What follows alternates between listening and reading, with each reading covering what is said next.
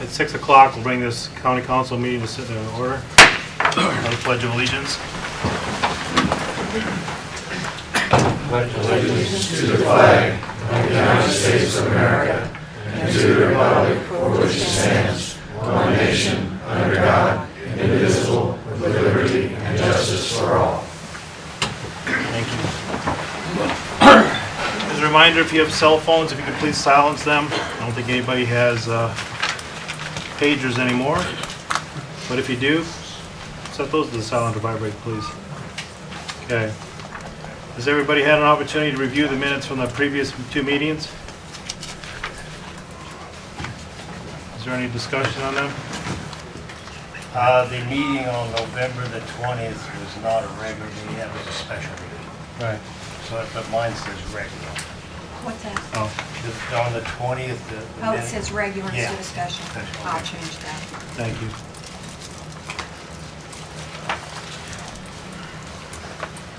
If there are no other corrections, do we have a motion to approve them? So moved. We have a motion to approve the minutes. We have a second. Second. Been moved and seconded. All those in favor of approving the minutes as stated, say aye. Aye. All those opposed, nay. Ayes have it. Motion carries. Is there any mail from any of the council?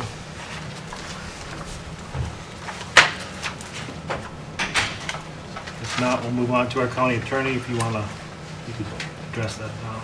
Yeah, recently there was the Public Access Council had made a decision that subcommittees of local government bodies constitute their own, I guess, elected body. So from now on, to be safe and adhere with the open door law, we should publish the meetings that the subcommittees have, so people of the county can attend if they want.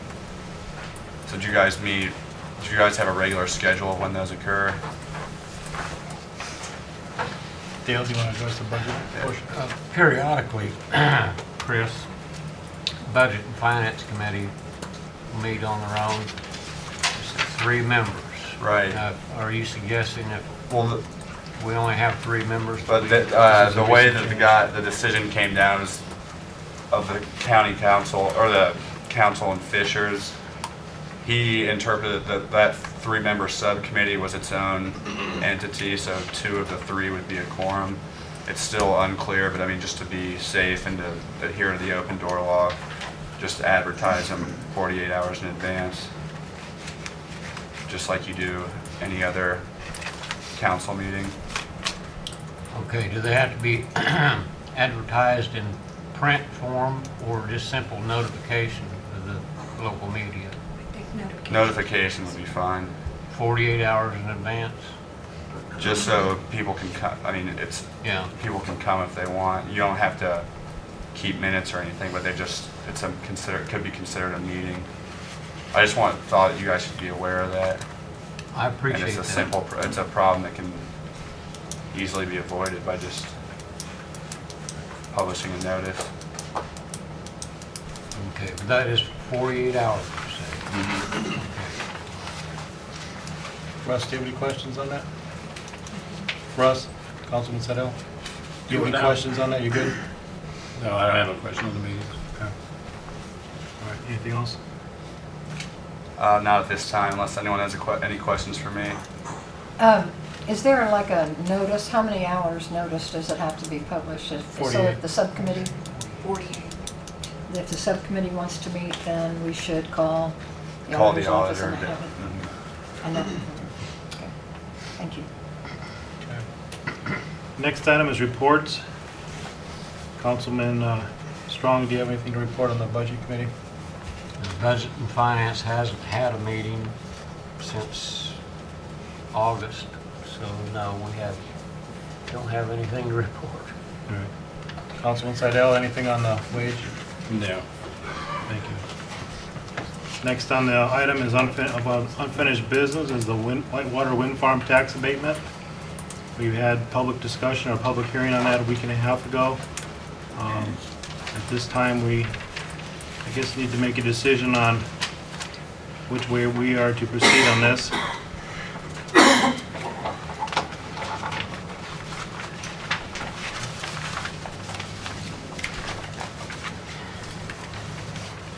Any discussion or questions or?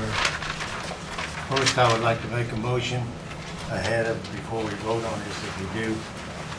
The motion I'm going to make is that if we accept this tax abatement, 2/3 of the money collected over the 12-year period must go towards the debt on the courthouse.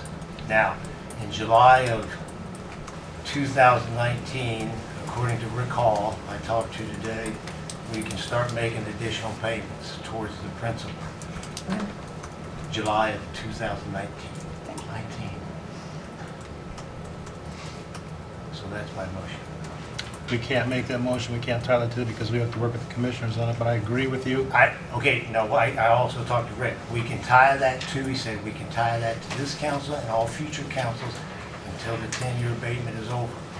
He says it also must go to the commissioners and be approved by the commissioners also. Well, since we as a council haven't even had an opportunity to discuss that, Well, that's why I'm making the motion, so now we can discuss it.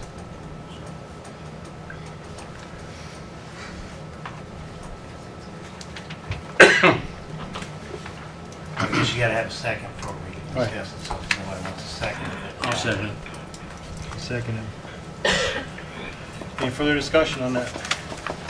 Mark, you kind of lost me. Could you mind repeating what you Okay, said? over the abatement, well, basically, the abatement is 10 years, but it goes on there's 2 years prior to that they will actually pay economic development payment.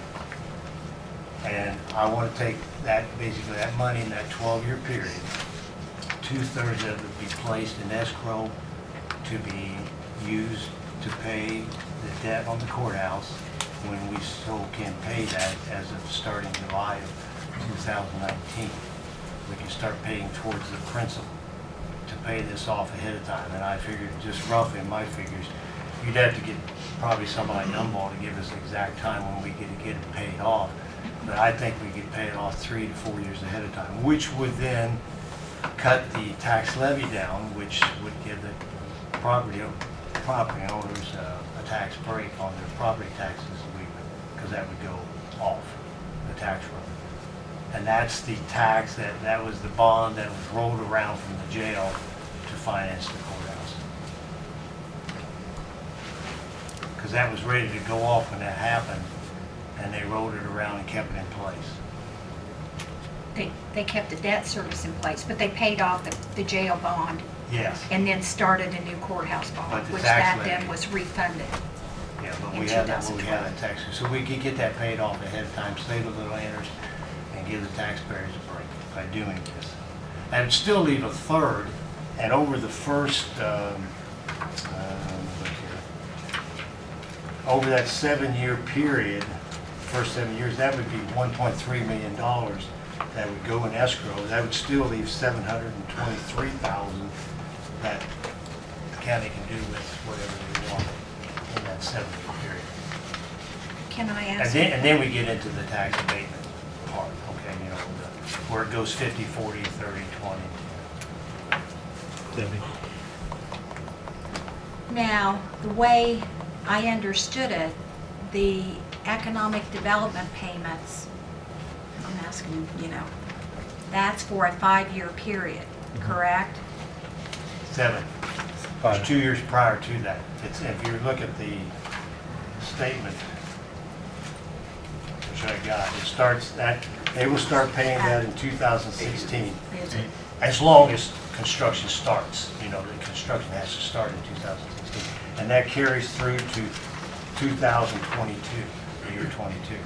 They're So just that's paying where the- something during the construction period in advance of when the construction's completed, and then they're paying so much per megawatt hour. Okay? Okay.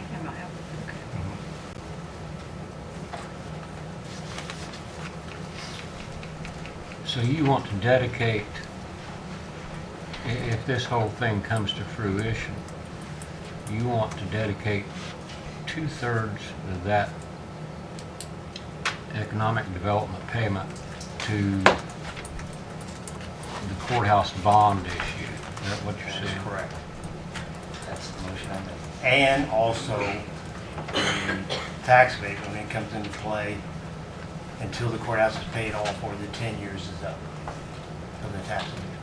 And where are you getting money from the tax abatement? Because, Because it starts then in 2023. yeah, but the money, when they start paying 50%, 40, 30, 20, 10, the 50% that they pay is distributed to the taxing units. It doesn't come, Currently, the taxing it's just a units part of tax settlement. The first 8 years, none of the That is, taxing that units are money getting isn't anything. captured and held for the county. You must be Jason. Okay, so that's the one. Am I right, Jason? We talked about that on Fairview and Posey, but then you said, let's go away from those two sheets, let's go to the total, and that's where I'm getting that from. There's two payments, you're exactly right, there's the economic development payment, which is that 8-year period, Yes. and then there's also the property taxes they pay, and that would be phased in Yes. over the 10-year period. The property taxes, net of the tax abatement, would work just like any other property taxes. They would go through the auditor's office and then be funneled through to the different taxing districts to help fund the budget. Okay. So that's not like another lump sum of money that would all go to the county. That would go to fund all the different units' budgets. Okay. All right. And that assessed value, as that abatement wears off starting in year 6 at 50%, it's really the assessed value that goes through to The all the assessed taxing value. districts. That would actually start reducing tax rates for everyone in the county as well. Okay. So I'm this in would apply to- 100% agreement with you on trying to pay off the debt to the courthouse. I'm just not sure on the percentage because none of us, I think, are prepared to really discuss that tonight. And there's other taxing districts that I think we want to see helped as well too, because the first 8 years, the other taxing districts aren't getting anything from that. So that's my only concern, is if we commit ourselves to this, are we hurting other taxing districts? I want to pay off the courthouse too. I'm in agreement with you. I just don't know if we should say 2/3 or not at this point. I just don't know. Well, then if nobody's not voted in, then we'll see how we work it.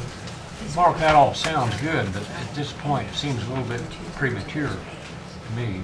No, because it's going to influence my vote is what it's going to do. Yeah. Well, It's going to make a decision on how I vote on this. in normal, the normal lifespan of the current bond issue, as I understand it, is paid off in the year 2027. That is correct. And I remember from a prior discussion that we had about paying off early, and it can be paid off a little early, but there's a limit to how early it can be paid off. Starting, Rick Hall told me in July of 2019, we can start paying additional payments. And he looked that up. Starting in 2019, July of 2019, yes. then we can start making, Yes. Advance Additional payments. towards the principal, yes. okay. Now, if So this, basically, you're saying 187,000 of that, 188,000 of that would be going towards that. Well, over the 7 years, it'd be 1.3 million. But each year, Well, that would be you're taking 2/3 of that. 2,000 over the 7. I'm taking 2/3 over the 7 years, yes. We wouldn't be able to make all that in 2019. We'd make part of that and then make a little bit more in 20, 21, and 22. I guess I'd like to hear from the commissioners what their thoughts are. I mean, you're being put on the spot, but if you can even speak to this, commissioners? The only thing I would say is that what do you do if you have another economic situation, let's say like Stance, where the city and the county both need to come up with $400,000 or $500,000. If you make this a dedicated fund, you're denying yourself that flexibility. But the situation may not come up either. But that's the only thing I see is that when you have a dedicated fund with restrictions like this, you're taking away your flexibility for other situations that are unforeseen that arise. We don't have that flexibility now. I'm So sorry. we don't have that flexibility now, so what's the difference?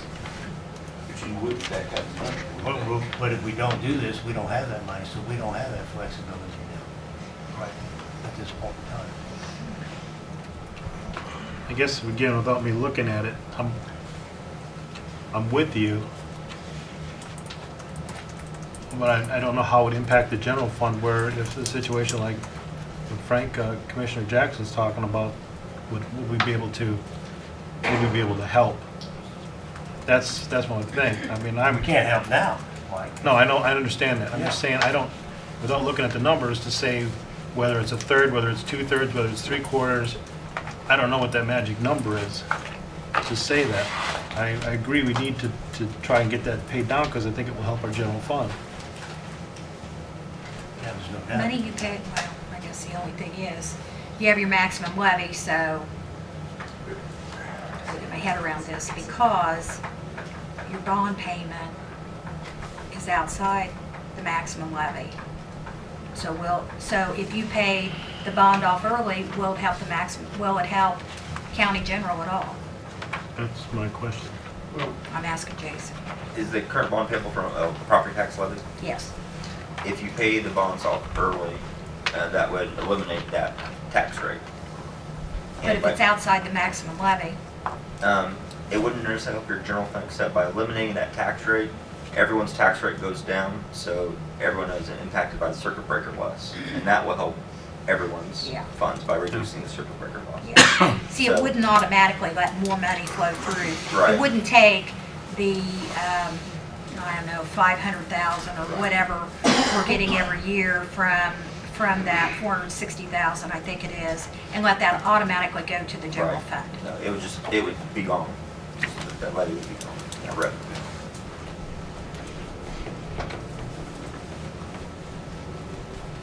Is there any further discussion? Okay, let's go back to Martin that. wants to talk back here. After this economic development fund is going, when you get back into where they're paying taxes, even though it's in an abatement, if you take that money and put on, you're really reducing the amount to go in the general fund. Well, I But, think, because you're not gonna get extra taxes from that. Right. You're gonna get extra assessment, which is gonna reduce everybody's rate. Mark, you're just talking about the economic Everybody's county payments. rate. That's Yeah, it. that's after Jason cleared it Right, up. just He's the talking first about 8 the years, second that's year of it. The economic development, money up front. Yep.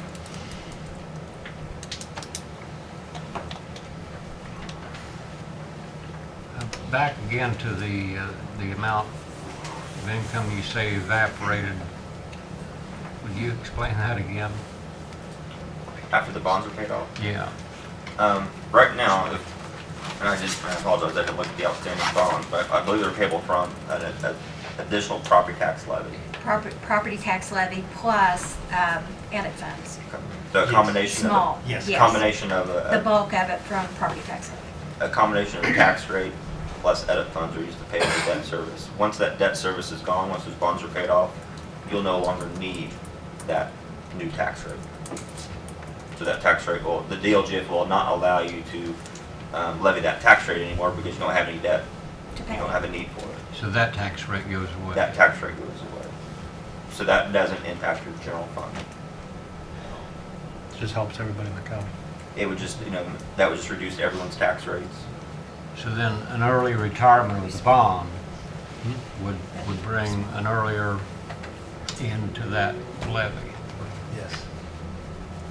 By how many years did you calculate, Mark? Well, now since we're going to do this, we're talking, we probably could reduce it 2 years, maybe a little bit more. Yeah. Looks like two and a half maybe. I haven't seen any of your figures, so I'm, Well, you should have looked these up ahead of time, you're the budget man. well, I can't do it all. Okay. All right.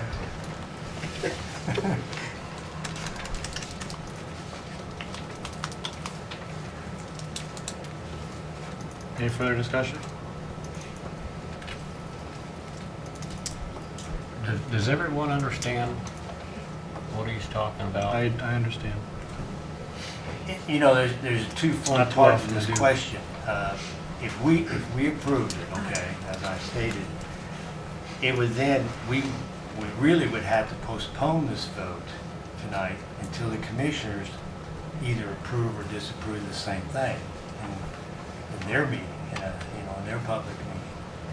And then we could have then a vote meeting on this. What was that again? If we approve this, the motion I just made, the commissioners also have to approve it also, but they would have to do it in one of their meetings. I don't know when their next meeting is. So until we get their vote, we really can't vote on this, whether we're going to do this tax abatement tonight or not. Or because we'd have to wait on them. So you're making a motion just on a contingency, if this were passed, the money would go. Correct.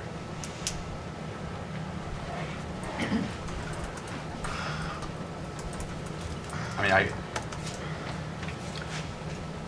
I can see a whole room full of mad people here tonight coming in here for nothing over this. Well, there's probably going to be a few maybe upset either way, and there's going to be, no matter which way we vote, there's going to be somebody upset. I'm not mad, man. I wouldn't want you mad at me, Joe.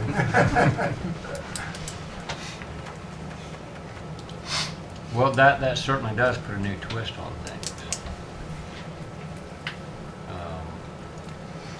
I understand the concept.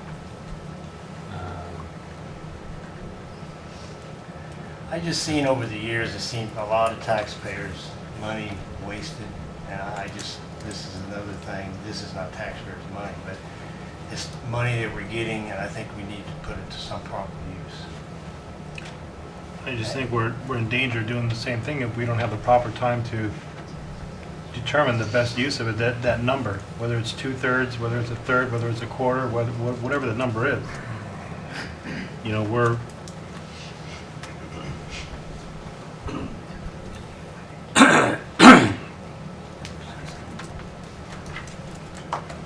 Well, long story short, if we approve your motion, then all discussion about whether or not to approve a tax abatement for NextEra Energy is over for tonight, until the commissioners decide whether they want to agree to designate these funds the way you want them designated. Well, I think what Chris was relating to was if we passed it, we could then vote on the tax abatement subject to approval of both by the commissioners, correct? Chris, is that what you were kind of leading towards? Or would we well, I was pass- just, I mean, you guys could do that, but are you trying to have like saying you wouldn't vote for it unless the commissioners do too? That is correct. That is the way I will stand right now today. So what would the motion even be then? What would your motion be? Well, my motion was as stated right now. Because there is no tax abatement or no money because that hasn't been voted on yet. That's correct. But first, I want to get the approval of this council that they're willing to set this money aside. The commissioners can't approve money that's not there. Okay, then we'd have to do it tonight. I mean, I'd feel more comfortable I mean, they couldn't. voting on, Yeah. I'd feel more comfortable voting on what you're saying, but not tying a specific percentage to it, because I don't think that we can make an educated decision at this time without having researched it and knowing what that should be. Then hold off the abatement vote. I mean, that's, I know there was one council member who was going to ask for an extension on this vote tonight anyway. you know, I'm sure you would know that. That doesn't surprise me. So, So, I mean, either way, the commissioners can't vote yeah, okay. on it That's until fine. it's approved. Approved here, okay. Either With the, approved or not approved. or if it's not approved, then there wouldn't be.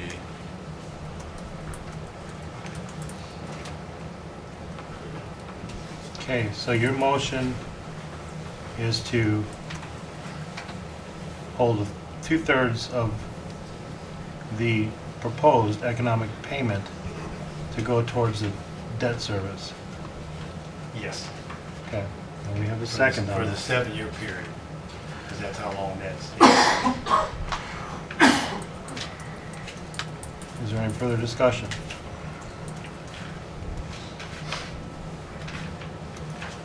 If not, we'll take a vote.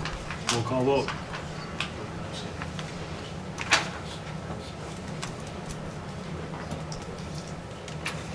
Councilman Winter, No. Councilman Strong, Yes. Councilman Wolf, Yes. Councilman Seidel, Yes. Councilwoman Wise, Abstain. Councilman Klein, Yes. Councilman Knoll. Yes. Ayes have it, motion carries.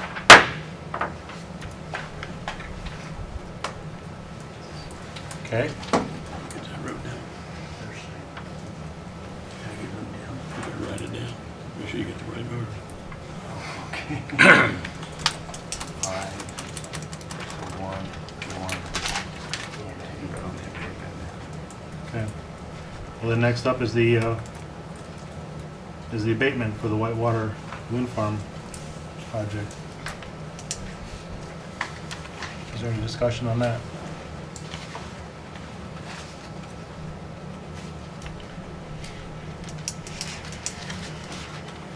Is there a motion?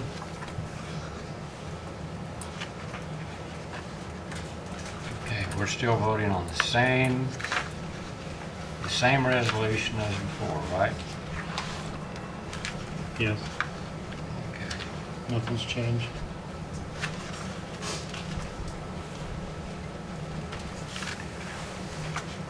If we vote for this, what happens to what Councilman Plum we just passed for him?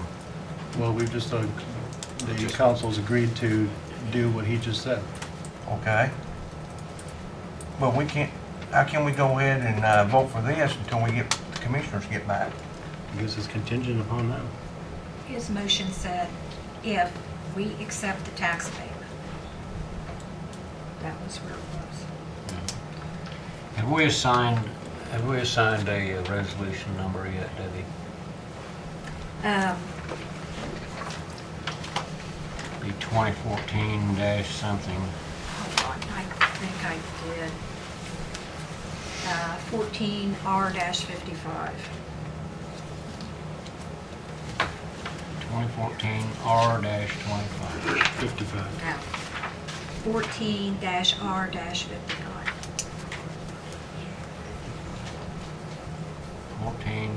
R Dash 55. dash 55.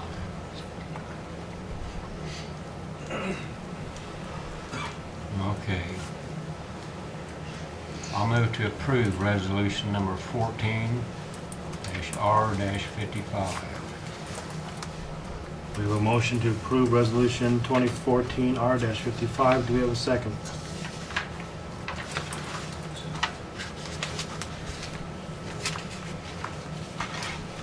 I'll second it. We have a second. Is there any further discussion? Yes. Read over exactly what we're voting on here again, right now. And don't put it as R14-R-55. Well, if it's, This is right here.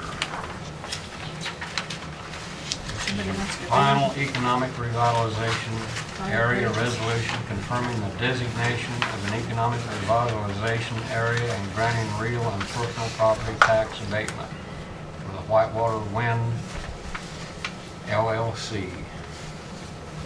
There's number 3. Is that number 3 at the bottom of the page there? Oh, that's off page 1. No, off to the left of that.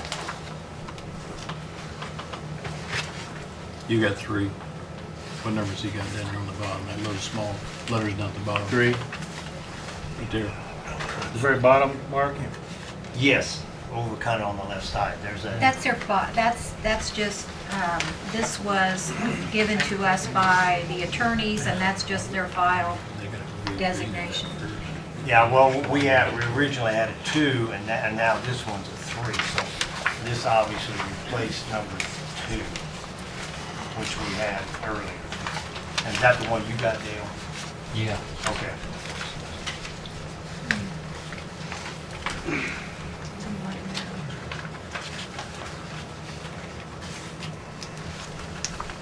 Debbie, that's the one you got in your office, right? The one with 3 on it? I mean, That's the one I was sent an email.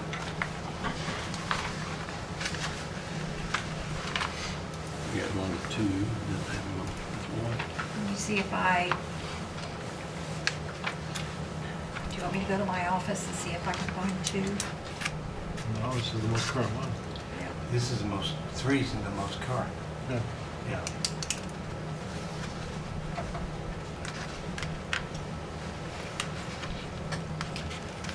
Do you know any difference? I don't think there's a difference, other than the date.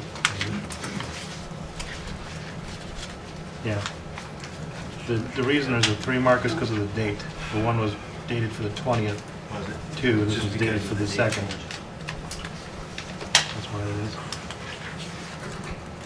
Everything else is the same. Was this the one done by Rick Hall's firm? No, this was done No. by Nick, Bingham Green, Yeah. next there. Oh, it was next to Yeah, this is what Mary sent Their to him. attorney, Mary. their attorney. Yeah, that's right, because they got the email and it said that this version was the corrected version just because of the date. Was the only difference to it. 14R55.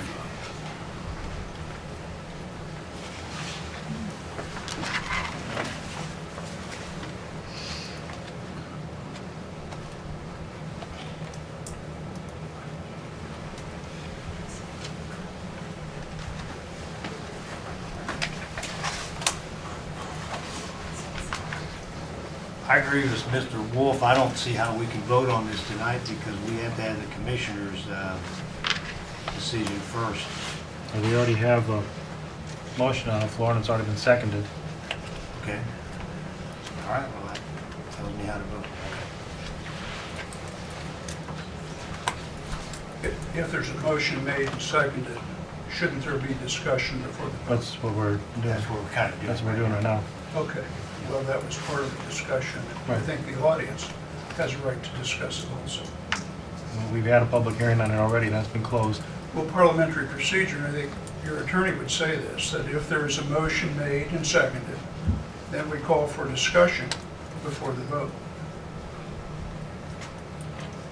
Okay. And I think Mr. Plum was saying that, there's his discussion. That's right.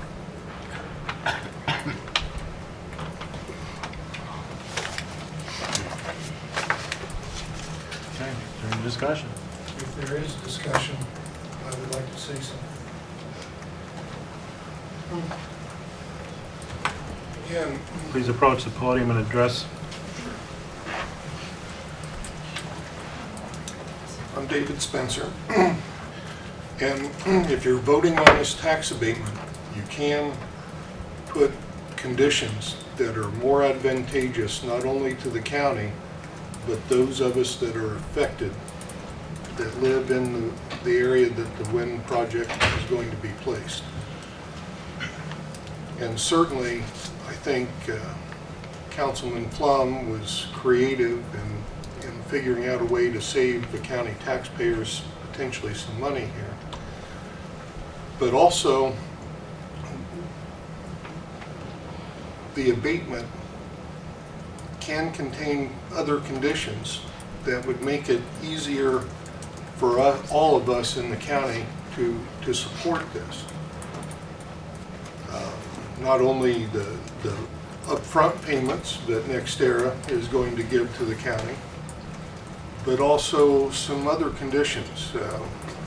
I still am struggling with understanding exactly what the setbacks are for each of the towers from adjacent property lines.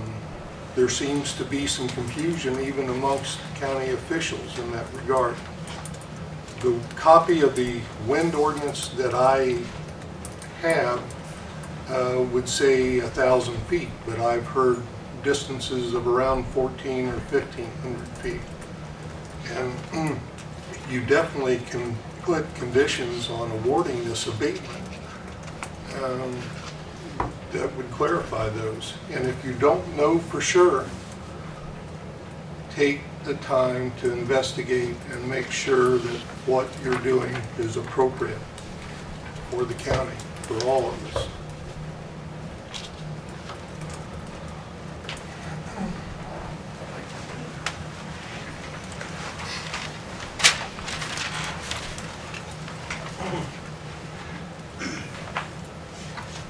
I'm Gary Smith, and whether personally I would vote for this windmill farm or not, I don't know. My concern, having been involved with taking down towers and in the taxation for the county, is there are several concerns. I mean, they're not just twofold, they're not quadruple. What happens in a tax situation is this, that we have a right as a taxing authority of Fayette County or the city of Connersville to levy taxes on improvements. If these windmills are put up, they're going to be taxed as personal property. Now, the entities you're dealing with here are LLCs. I don't know if you've seen a balance sheet and an income statement. I don't know that, but that's the way accountants look at the world. Whether Wind Farms LLC or Next Energy Resources LLC has assets or income, what their background is, I don't know. You should. Because in a tax situation, here's what I've had personal experience on. There is a tax levied on an apartment on 8th Street. The owner's an LLC, but the owner, being an LLC, there's no person to come forward. So we get a tax lien on that property, as we might get a tax lien if taxes weren't paid in the 30 years on a windmill. What happens next? Well, then we levy the lien and we ask for a tax sale. The building I'm thinking on 8th Street was a city problem. I don't know if Chris was involved in this or not, or Baker, but nobody bid on it. So the county then tore it down at their expense.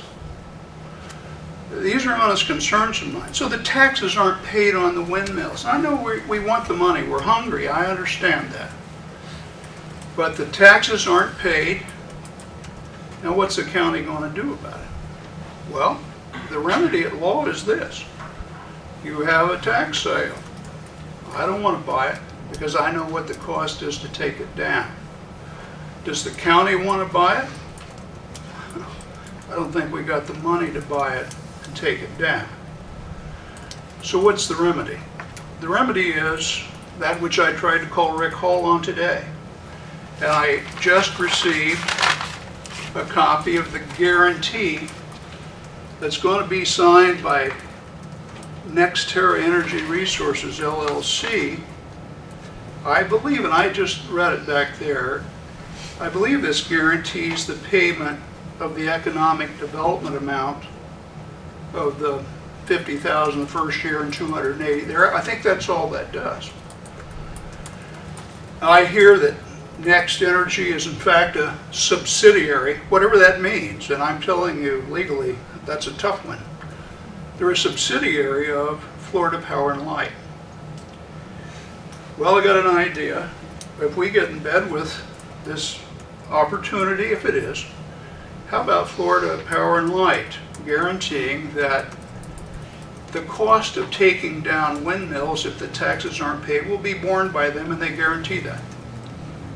I mean, I feel comfortable with that, as long as the county's not stuck with it. But this particular guarantee says this: notwithstanding anything else in this agreement, in no event shall the guarantor be liable for more than $2.75 million. That's nothing. Which one are you reading? There's 3 agreements. There's 3 agreements. Which one are you reading? Pardon me? There's 3 agreements. Which one are you reading? I'm reading the guarantee. But there's a decommission agreement that's secured by a third party in the Who is event. the third party, Chris? Who is it? NextEra Capital. Well, and who is that? Here's my point. You guys are playing with the potential opportunity, I understand it, and I'm for the county more than maybe any of you, or just as much. But until you understand the potential effects, no matter how hungry the county is, until you understand precisely what this may result in, and 30 years will pass. Windmills will maybe come and go in Europe and in New Mexico. It's sun power. Don't care about that.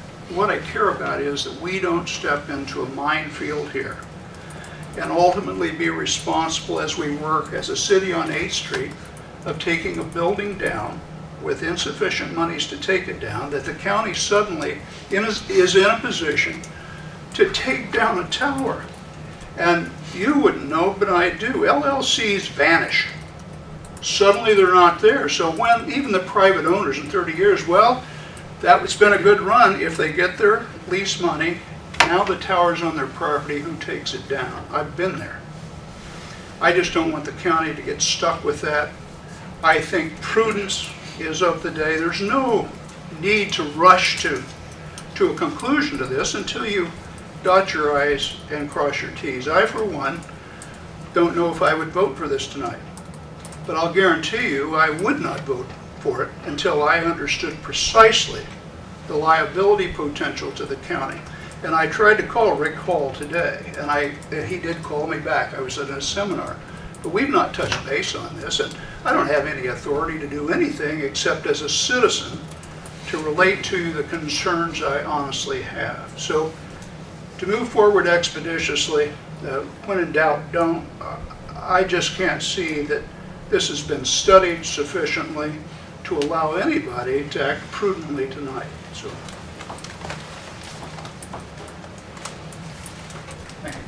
Thank you, Rick.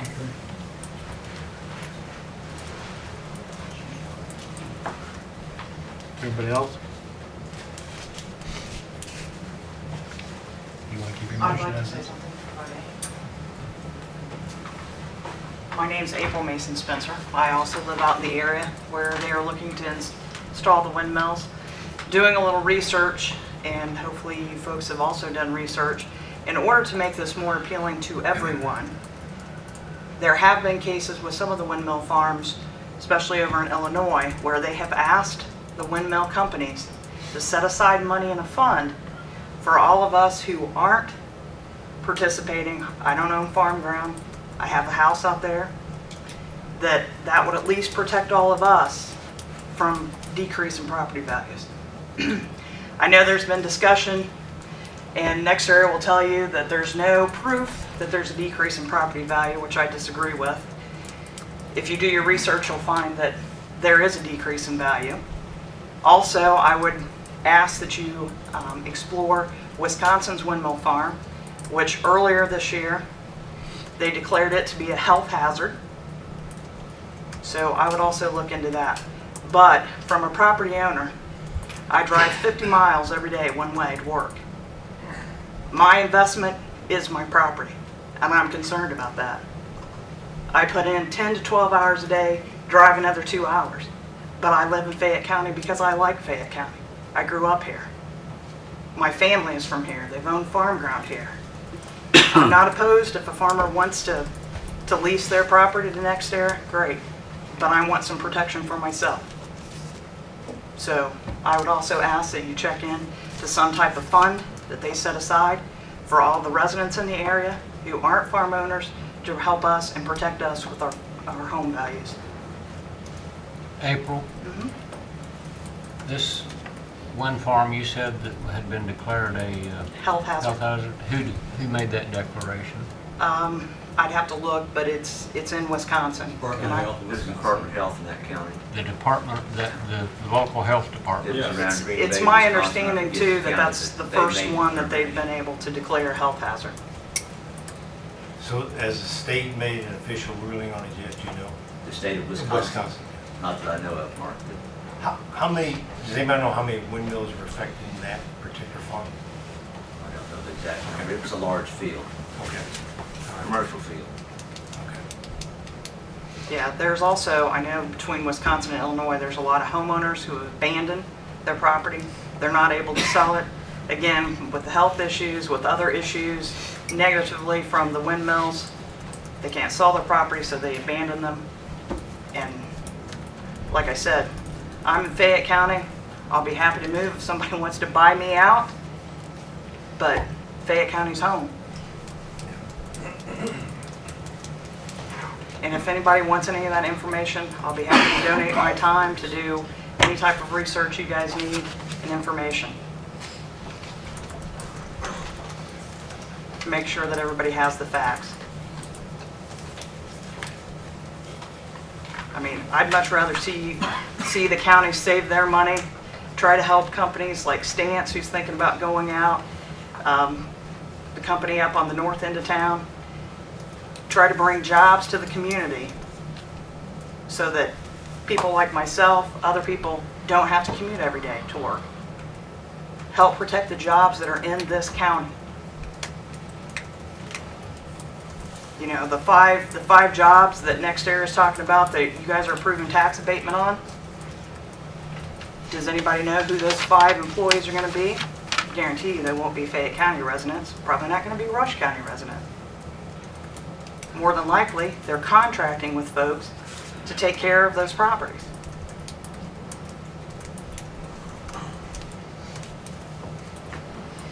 So my only request is that you do your due diligence also. Thank you. I'd like to speak. My name's Joe Schultz, and I've been doing my research and my homework on this for several years now. Everyone that spoke tonight done an excellent job bringing up some serious concerns and issues in all different areas. And I would ask council, as I have some of you personally, please take your time, research this. There's no advantage to rushing a decision on this, none whatsoever. I think there's a real problem in rushing a decision down the road. It's a very complicated issue on a lot of different areas. Health concerns, tax abatement. I understand that's how the world is nowadays. Companies come to a community, they need a tax abatement, they want a tax abatement. I understand that. But I also think this is, in my opinion, the most important decision any county council will probably ever make in this county, ever. It affects the way this county looks in the future, the landscape, the people's lives that are affected, the farm ground. We've got Fairview and Posey, the best farm ground in Fayette County, highly productive farm ground. All of a sudden it's going from A1 agriculture zone to a commercial venture. I don't really understand how that can happen. It's changing it forever, the landscape. NextEra wants to come to our county, to our prime farm ground, put roads across our fields, dig big holes in the ground, fill them with concrete, and bolt their windmills down. The reason they want to do that is to make money. They don't care about this county. They don't care about the people in this county. It's a commercial venture by Florida Power and Light to make money. That's why it's a company valued at $75 billion. We all know that's conservative. They're probably worth $150 billion. Doesn't matter. They're a large, extremely powerful company. The biggest wind provider in the United States. More windmills than anybody. They're a business, and of course any business wants to make money. That's why they came to Fayette County. Do you think it's a coincidence they came here? We've got wind power available. The Henry, Rush County, there's a corridor, barely acceptable. You can look at the maps that are available to anybody. It's classified like a second tier of wind power. It's not prime, but it's okay. You think they've probably done their homework at some point in time and said, let's go to Fayette County, Indiana. They're bankrupt. They're desperate. And I understand, council, we've got a tough decision. Everybody in this room is affected by it. We all live here in Fayette County. most of people. You think they came here for a reason? They knew they would come here, it would be attractive to our elected officials and maybe a lot of our citizens, the money they're wanting to bring in. The tax rate. Hold on. I believe they're invited here. Well, I don't believe that they came here seeking asylum. I believe that they were invited here. that's what's been said, they were invited. I Well, don't know that for sure. I mean, they went, whoever the landowner association was, they went through a number of different wind energy companies, and they agreed to go with NextEra, and they invited them here. No, I'm not in any landowner association. Well, that doesn't mean that other people couldn't have contacted, reached out to them, and invited them. I mean, I didn't know anything about it either. doesn't make your responsibility to protect the citizens, us. Okay, Joe, continue.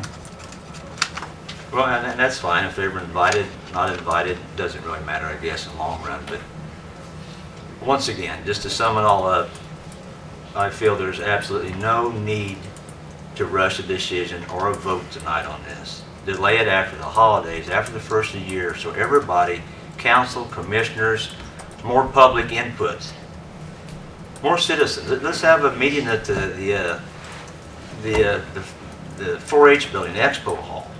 Let's have a public meeting on this. We can have more input, however you want to structure it. But don't rush this thing. I know you've studied it. You've all studied it. I just feel like it's such a complicated issue. There's no reason, there's absolutely nothing to gain by rushing a decision on this. So all I ask is take your time, study it the best you can, and make the best possible decision you can. Thank you.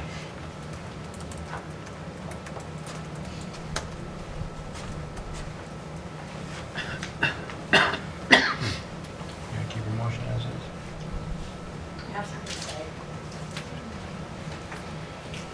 My name's Karen Tower. I am a landowner. I don't own a lot of property, but my family does.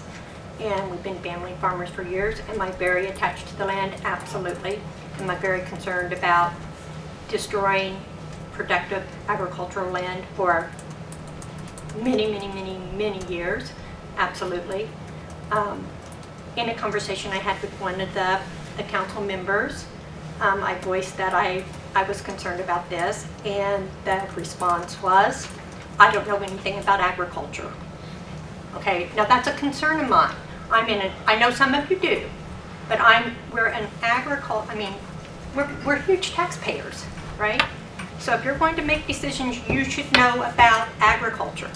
You should know about the damage of soil compaction and how that affects the production of the land.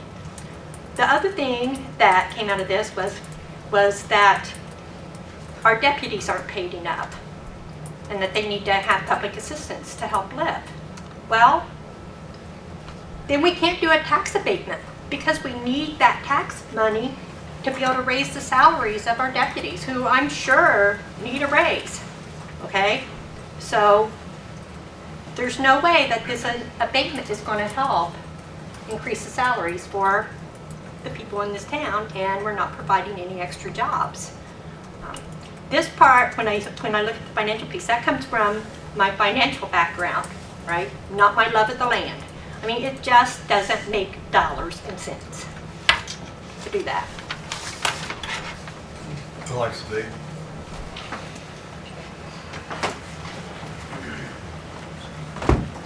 My name's Craig Mossberg. I live in Posey Township. My dad bought the farm back in 1964. It's my home place. I worked 31 years for Dow Chemical and Ag Research. I probably made some of the chemicals some of you guys are putting on the fields. Mr. Farrell had mentioned about the research on wind farms, how there's no harm to us. Tell me why in Dow Chemical it takes us 10 to 15 years to run long-term studies on chemicals to make sure it's safe to people.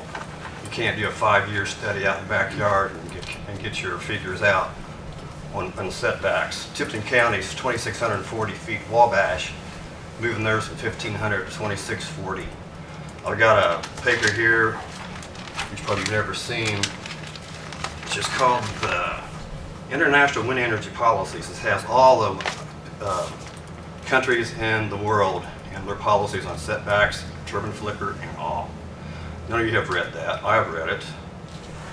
Another thing, next to us is the little Apex Clean Energy Company right next to Fayette County. They're fighting NextEra for more property too.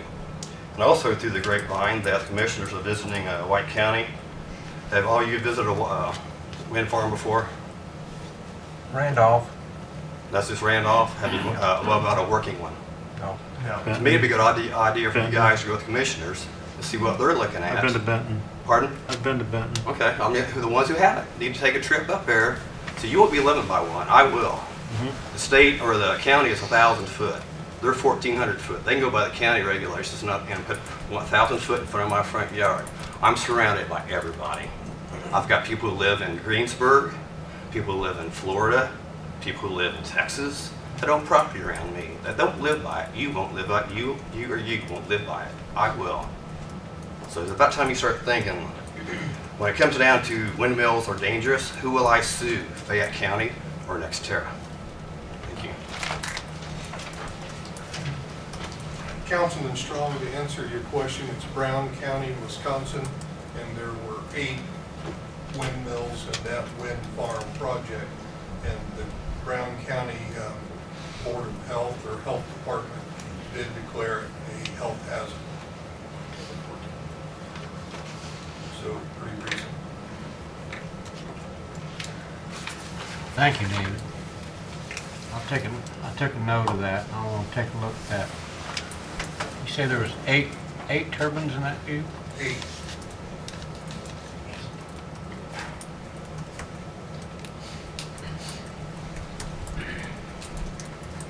So you're saying you want to amend your motion if you want to look at that?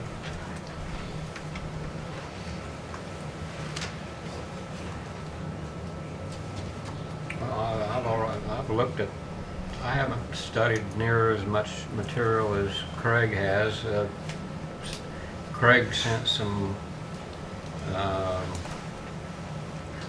things through email that I got through the auditor's office that I took a look at. And I read some, well, I guess Craig, you must be familiar with the book that The same with the book on wind turbine syndrome. I also visited in DeKalb County. The video, all you should have looked at to show what shadow flicker does at 1,400 feet. Yeah.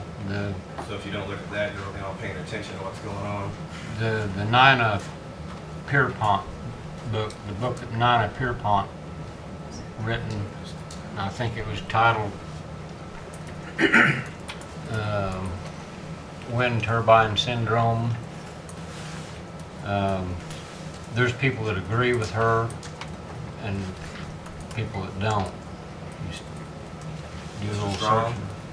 Do you realize that people will be suing NextEra Energy and all the other wind projects? If this does come out and say there is problems from infrasound and all that? To me, they're being paid off right now. I mean, years ago, we had DDT, we had VES, Lilly's made estrogen. I mean, all those are gone now. They were safe at one time, just like wind. They thought, well, this is cool. They'll be safe until we wait 20 years, and all of a sudden, whoa, it's not safe anymore. 5 years, it started 2008 in Benton County.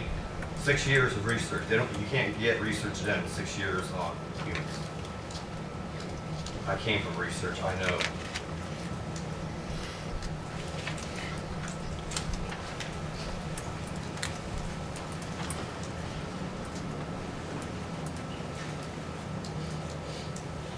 I'm not arguing with you. I'm just telling you. I took a understand, but you worry about the city if you don't worry. I'm retired. I got plenty of time to look up everything I want to look up. That's what I did for a living. Technical advice for Dow Chemical. We were number 48 in the top 50 of the Fortune 500. That tells you anything.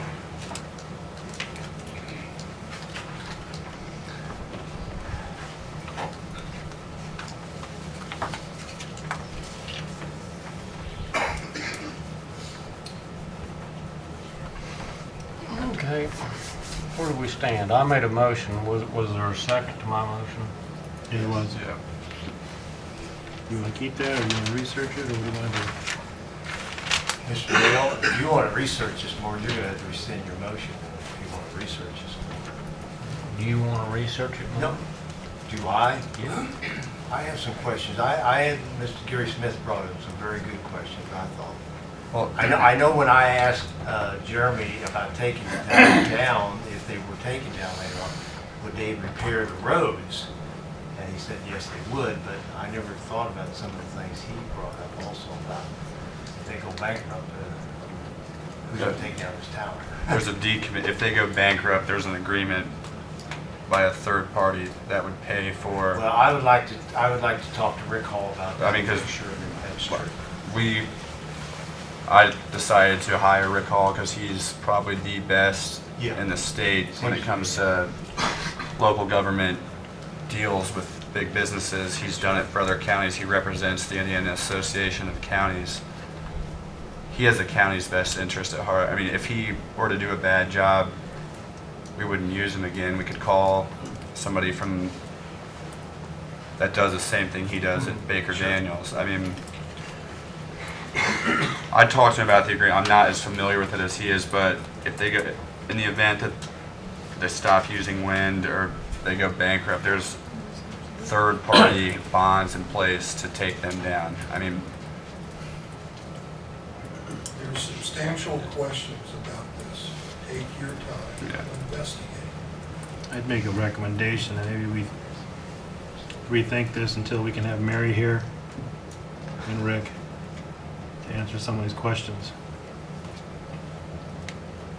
I would say there is a decommissioning agreement, I and know. Rick and I work with a number of other counties that Rick wrote it down. you've seen I know. here.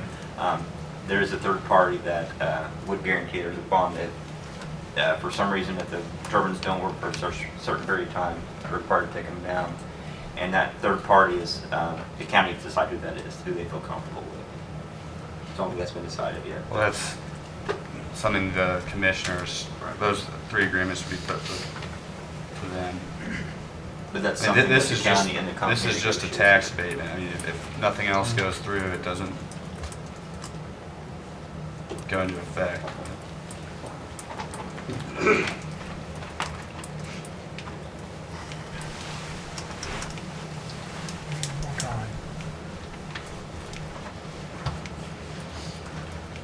Well, it's, if most of the council would rather take more time on this, I'll withdraw my motion to consider it tonight. But if you feel like you've got all you need to make a decision tonight, I'll leave it as it stands. So, Sounds to me like some people don't. New stuff keeps popping up. well, I mean, there's two more stops after here. Next area has to have an agreement with the commissioners. They also have to go through the area planning commission. I mean, I'm sure there's going to be, more and more and more argument, both pro and con. Well, whoever they're talking. I mean, I have no say, and I'm just, like, if you keep, there's going to be something new that will come up at every meeting. I know. I mean, Rick Hall came here, he's a pretty busy guy. I don't know if he'd be able to come back. I mean, did anyone see Well, him coming back? I know he wanted to be here tonight. I think Mary wanted to be here tonight, but because of prior commitments, they couldn't be here. So I know they wanted to be here, their intentions were to be here. But they just could not break those commitments.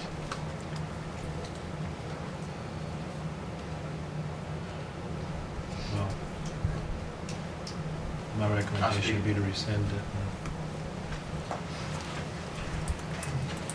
My name's Chad Rutberger, property owner in Northern Fayette County. Clarify some stuff. We were one of the ones also with several farmers up there that actually approached these people. They did not come to us. This is not new. We've been working on this for 8 years. It's not something that just popped up. DDG just got on board this year. We've done homework. We've visited farms. We've went out. I mean, it's just stepping stone after stepping stone. Bat study. the airway, the jets that fly over, that was a big deal moving. That was over a year. We've been working on this for a long time, and a lot of farmers up there was on. We've had numerous meetings at the Bentonville Fire Station. We've had numerous meetings at the Miller Building. This company voluntarily, whatever you think about it, has given money to the fire departments, give money to the community. We've been signed up for 5 years, accepting payments. I'm sure, I don't know the exact figures, I'm sure triple digits easy in that 5 years to landowners up there. So it's not a new project. You know, I agree we need to, you know, make sure our facts are straight. Again, you said you got 2 more stops down the road. It just seems like this is going on and on and on. I would like to see you move forward on it. Obviously we're for it, but like I said, I want to clarify that this is a new project, and we did go to them. We had several companies we looked at. I mean, there was a list of 50 or 80 companies that we looked at. Didn't talk to all of them, of course. Talked to several, 2 or 3, and we narrowed it down to this one because of things. We've sit down with them several times, went over the contracts, hired our own lawyers, went over the contracts, understand the issues with the people that didn't sign up. I mean, I can see that, you know, they're not getting anything from it minus the tax money. Huge tax money. I believe the county's hurting and they need the money. As far as giving other tax abatements to the community stance, the police officers 100% need it. If we don't have that money, we can't give it to them. This is money we don't have. It ain't like they're taking it back, because it never was in the budget. This is an addition to the budget. So, you know, yeah, we give them $5 million tax abatement, we get 20. Okay, you wanting to, you know, lose that and lose the whole thing, and then we're back to square one, and we still can't give the money to our officers, our dispatchers. They need big time stepped up, you know, as far as pay raises. I'm in emergency services, so I know what that is. You know, if we don't pay our people enough, then, you know, we're not going to get good quality people. I'm not saying they're not good quality people, but it's rotating, you know, they leave. You need to pay your people good. Without that, without the money, we can't do that. Saying that, this is a tax abatement meeting. You know, again, we've had meetings and talked about these issues, and they're going to continue to step up. You know, there's going to be questions. Every single meeting you have, we can do this for the next 10 years, and there's going to be questions. But like I said, there's 2 more stops. I like to press on and at least get this step done. We've got 2 more you can discuss. You can do your homework between that time. You can always put it down in the next one. If you see something or have questions, we can have the proper people here. But again, this is, you can what if all day on every single issue we have. So that's just what I'd like to say. One thing I wanted to mention to the council, I've got petitions here from 253 individuals. Haven't had a chance to look at all the addresses where they'll live. It looks like this was started on the 24th, and then from the 24th, you know, like it's just a little over a week. That's 253 signatures that are for it. So we have to take that into consideration as well too. I mean, I understand, like maybe Mark said, we're not going to make everybody happy. We're going to have some people, we're going to have people unhappy, we're going to have people happy, whichever way it goes. But you can't discount those 253 signatures on these petitions either. There's also a petition against that's in the process. Haven't seen it, so I can't speak to what I don't have in front of me. I only have what's Good for. reason to wait to investigate. Okay.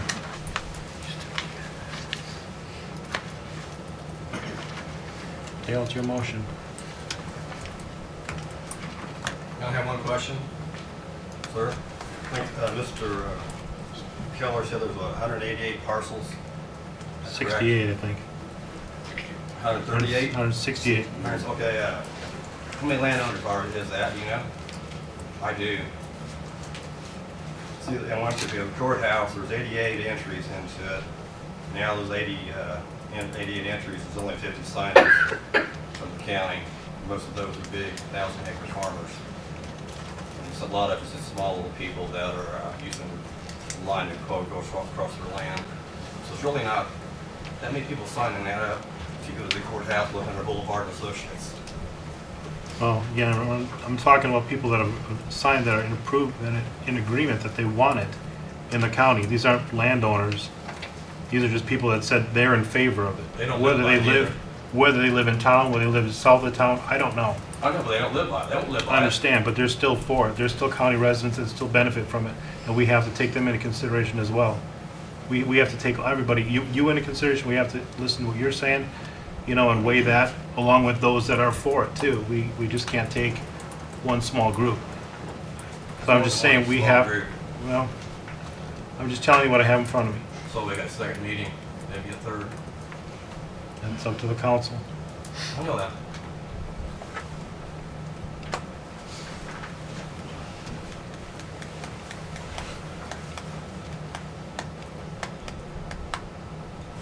I don't have any problem delaying it as long as Gail wants to withdraw his motion. That's up to him first. Okay, if I withdraw, where does that leave us? What do we do then? Well, there's two things that happen. One, Brush County will have a hearing and Henry County will have a hearing. We'll have an opinion on what they're going to do. I think that might weigh into something. I think Rush, There's going to be questions raised there that we probably never thought of. Rush County will get it. I think That's a Rush, possibility. I was worried about that. I think they were having a meeting, Apex was having a meeting in Rush County tonight. There's one Mardite too, also in Louisville, like the 10. I talked to Mr. His name now, from Apex this morning. 6 o'clock, 9 o'clock, I think Center Road Church, Louisville. New Hope Church, something like that, but there's one Mardite also. It was a public meeting. Yes, for the Flat Rock River in Rush County, right there where Nexterra, and we're meeting. So it might be interesting to see what they have to say about their wind farm also. I'd like to speak, okay? So, we've addressed this issue several times. At every turn, we've said that we're not going to make everybody happy. That's been mentioned here several times. This body is specifically put together to decide whether or not a tax abatement for this project should be approved or not. This is not a meeting to determine whether or not the wind farm should be built or not. Okay, that's a matter for your zoning department, which we said there are steps to go forward. Okay, there's been a lot of information here that's been brought forward. I could address it, but it's not at issue here. The matter that is at issue here is whether or not a tax abatement should be granted to the Whitewater Wind Farm LLC. That is what is in front of this body. That's what this body is put together to discuss. It's not an issue of whether the farm should be built or not.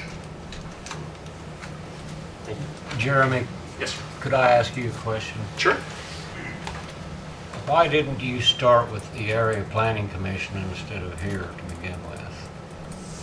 In order to start with the Area Planning Commission, if you will, right, in order to get the farm set up and staged the way we need it, we need an economic revitalization area to do so. That's what's being put forth here, is the ERA. Before I know if I have an ERA, I don't know where I can put turbines. Okay, so this is the first step in the process. So you want to go, you want to have an ERA in hand when you go to the Area Planning Commission? He has to. They can't. You have to designate that area as an economic redevelopment. I can't think of Economic ERA. revitalization. Economic it. revitalization. In order to put the farms there with Yeah. the abatement, you can't. Okay. So in that respect, we don't have the cart in front of the horse. No, we're following the process as is laid out under the ordinances, under the county laws, et cetera. Right? Before I can go to planning, I have to set up the ERA. Right? In order to set up the ERA, we have to go through this hearing. We have to go through the tax abatements. Okay?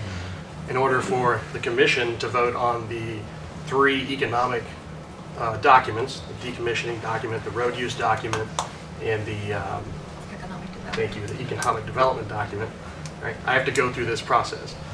Right? I understand that one body has to go first. Unfortunately, the way it's set up is this body has to go first. And this body doesn't do it all. I'm sorry? And this body does not do it all. That is correct. You're not voting today on whether or not to build this wind farm. That is not an issue today. I believe they do represent county residents, and they have a responsibility to act on behalf of all the county residents. and to be educated as to the benefits and the drawbacks of this proposal. The proposal itself that's at issue Is is the the debate. tax abatement. That's the proposal. I mean, I can't put it And they any can- clearer than that. And they can put safeguards in the tax abatement proposal. I don't think anybody's arguing that. No, I agree. There are safeguards. That's what the 3 documents are for. That's what the They can decommissioning put- agreement They is. can That's what the put road use agreement conditions is. in the tax abatement proposal. I don't think that they I'll let you can. address I mean, this is just the fiscal Right. body of the, they can't have conditions in the abatement. Are you talking about structural, like safeguards? Yeah, employment figures, I know for sure that other tax abatements that have They can been- do employment That that they is- do have, 5 to 10. That is on this document. And I mean, like I said before, we brought on, one of the better attorneys in the area that does this thing to negotiate the best deal he could for the county. I mean, I couldn't have done as good a job as he did. That's why I decided to get someone who is familiar with this area of the law.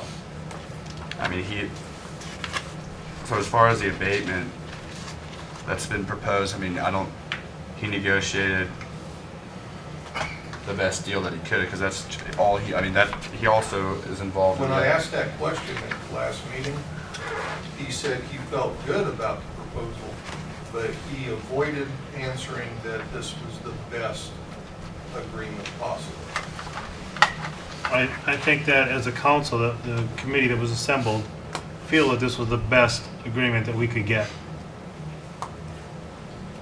And that's what he's going on. If the council, the committee that was put together feels that this is the best agreement that we can get, then that's his job. His job is, he's to counsel us if he thinks that we are falling short of that and make recommendations. I think, And we went back and forth with NextEra several times, and went with several proposals with them, and tried to negotiate different things. I think. So we can keep debating this all night. We have an abatement in front of us to either agree or disagree on, to either vote on or not vote on, or to table it or to move forward with it. That's the issue here. And I'm not gonna keep debating this all night as to what we can put into, we can't put all these other stipulations into the agreement. I'm looking at 14 tax abatements here that the city and the county have agreed to over the past 10 years. Employees and so forth, and dollar amount. And there's 14 different companies, not including that some companies have gotten multiple tax abatements for 2 jobs or 4 jobs. But we managed to keep them with little boost to our tax base. So unfortunately, I think everybody in this room will agree that we don't necessarily like tax abatements. But as it was mentioned, I think by Rick, it's a tool to attract business, and it's the way of doing business today. It was mentioned in our last meeting, if we do not provide a tax abatement, that there's over a 90% chance that this won't happen. There's been a lot of questions raised this evening that it Well, doesn't seem that the council has. Then some of those questions need to be addressed to the commissioners, but this is the financial body, and these are the things that we are addressing, is the financial aspect of it, from the tax abatement standpoint.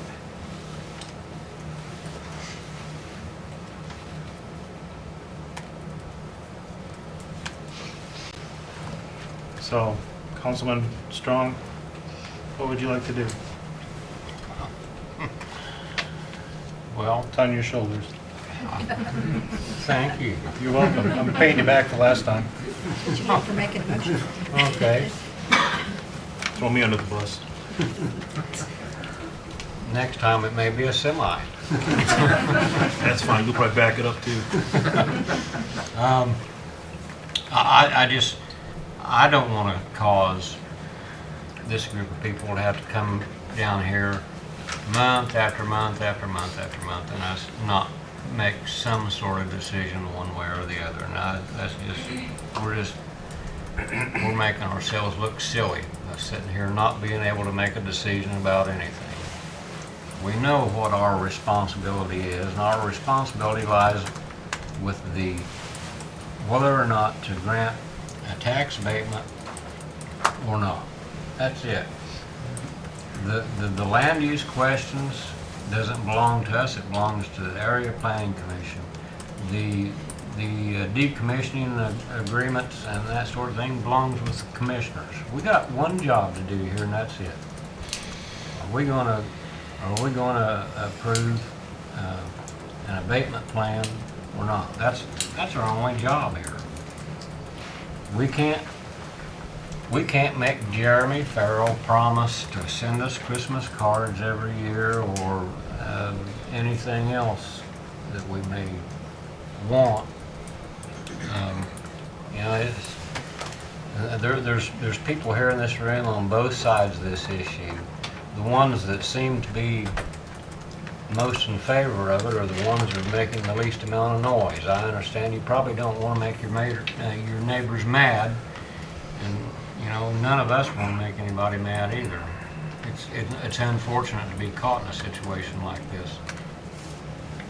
But at the end of the day, does Fayette County look like a county that wants to grow and prosper, attract business, some kind, or do we want to be known as the only county in Indiana that is against everything? We don't want anything coming to Fayette County, because I could fill up a whole page full of missed opportunities that we've had, because everyone wants, we want improvement, we want a bigger tax base, we want all these things, but nobody wants to see it or hear it or smell it or be bothered by it in any way, shape, or form.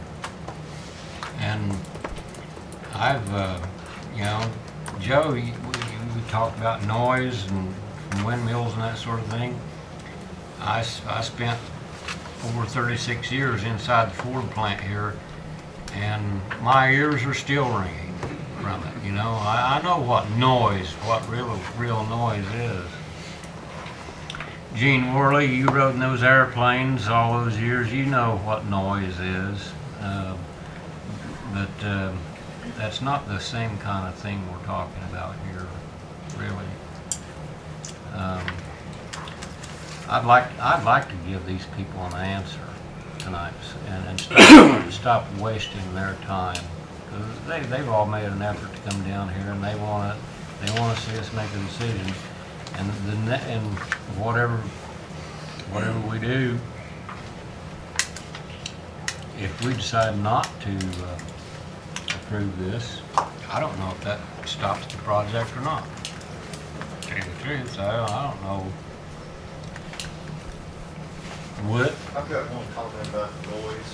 You got to go home from that a day. You didn't stay by 24 hours a day. You didn't have to try to sleep in. No, I was in it 12 and a half hours a day, 7 days a week. Yeah. I've done the same thing, but you got to go home at the end of the day. Quiet home. You got to remember that.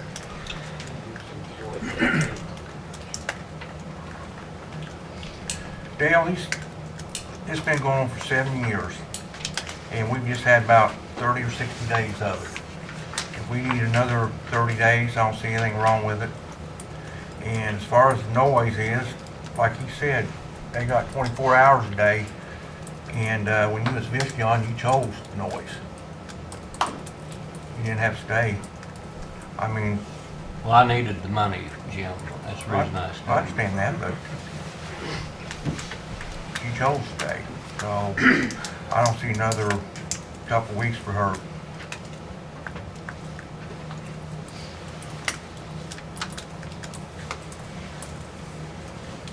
What's your motion, Dale? You got a motion on the floor, so what was it? I don't even remember where it was. My motion. I'll call for the question then. My motion was to approve the resolution 14R55. And I can't remember now who seconded it. Mark. Yeah, I'll call for the question. What was that? I'm sorry. That means, let's Go ahead and vote.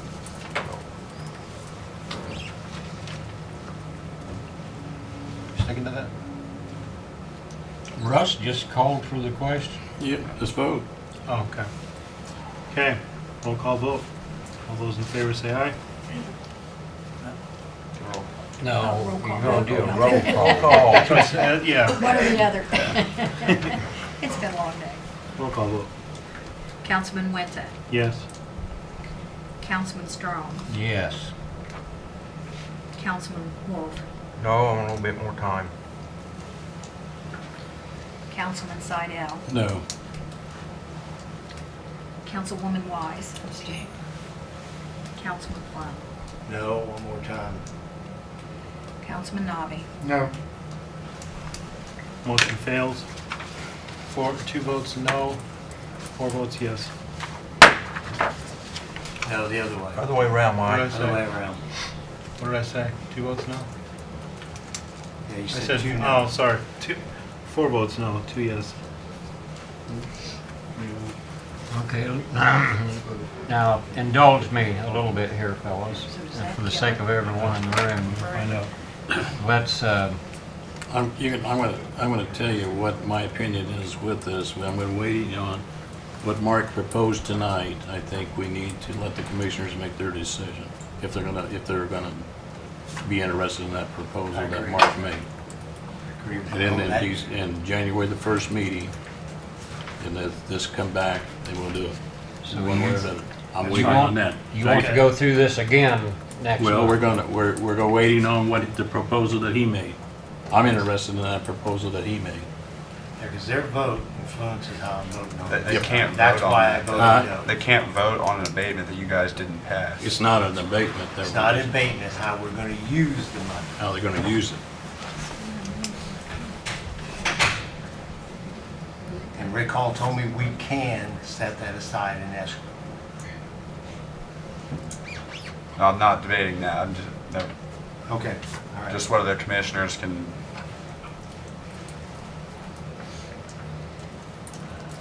It seems like there'd be a conflict of separation of powers, I would guess. I don't know how we're supposed to vote on something which is hypothetical. You turn down the abatement tonight. So we can't, whatever's put before us is hypothetical. We can't vote on something that has no substance to it. I mean, one way or the other, however my vote goes, okay, we can't vote on something which is air. There is no economic development money because of the abatement for them to make a decision on.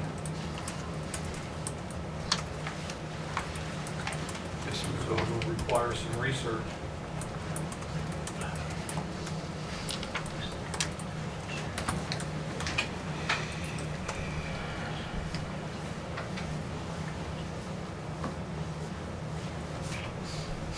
I guess everyone is just going to have to join us for the next chapter, whatever that may be. I don't know. You made this mess, so you tell us how to get out of it. I told you more times, like Russ said, commissioners, he said he's voting on air. He's not voting on air. I'm asking him, will they go along with setting 2/3 of the money aside? That's not, they have a statement there to make that decision by. There's no money to set aside. So I guess what we need to discuss is if, Use the word if there is money. the big if, is if The we, money will be there if we approve it. if we go back to, okay, I'm talking to the commissioner, if we agreed to do that, if the tax abatement happens, then if you will go along with what Mark is requesting. So it's the if. Frank, can't you vote on a resolution supporting the premise of paying the county courthouse off early by use of, I don't think so. I mean, you can vote on a resolution making it Contingent upon. Happy Clown Day, I mean, you can vote on a resolution endorsing a concept or an idea. Not really, because it doesn't have any teeth if you don't put specifics in it. If you don't say that this resolution Chris, is, It wouldn't be binding such and because such a date, and such a rate, such and such a maturation date, whatever, okay? I If you mean, don't put they could- specifics in it, it is, So if they it's don't here. know, then it can't ever be voted out. they gotta be- So Frank, I think it would be just contingent upon your approval or denial would be contingent upon us approving or disapproving the abatement.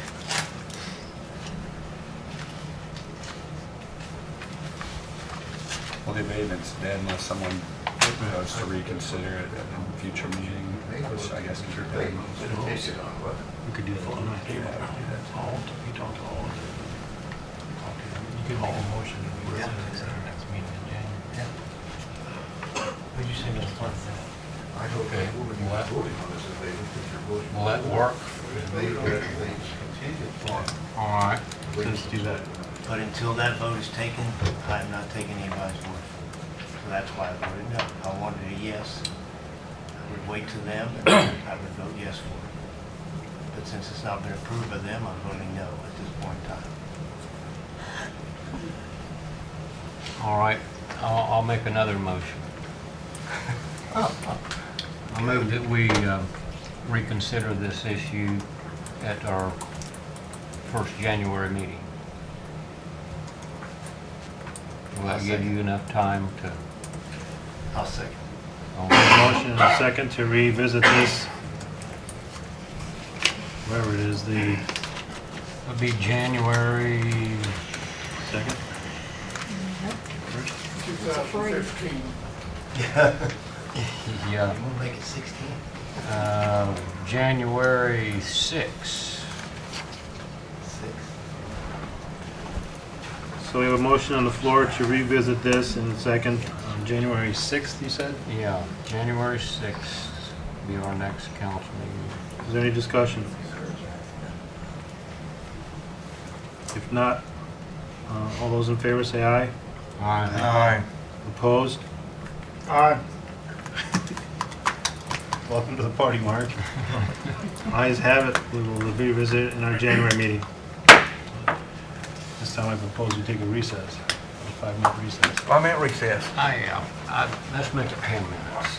10-minute recess. We've got a lot of other business to do. You got smoke, is what you got. I might. I think of a couple.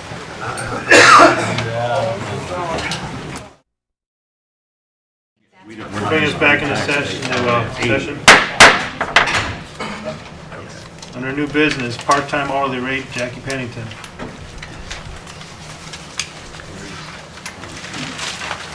These are some figures I looked up for you guys. You know what I'm talking about. Oh, is this the, okay, I was looking for that here. Okay, thank you.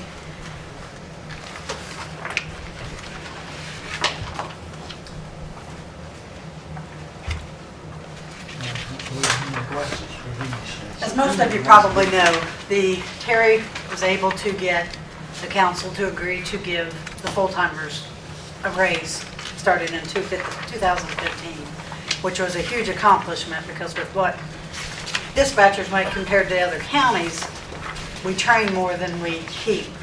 At one time, we had probably the best dispatch center in the state, and we've lost a lot of people to it because of funds.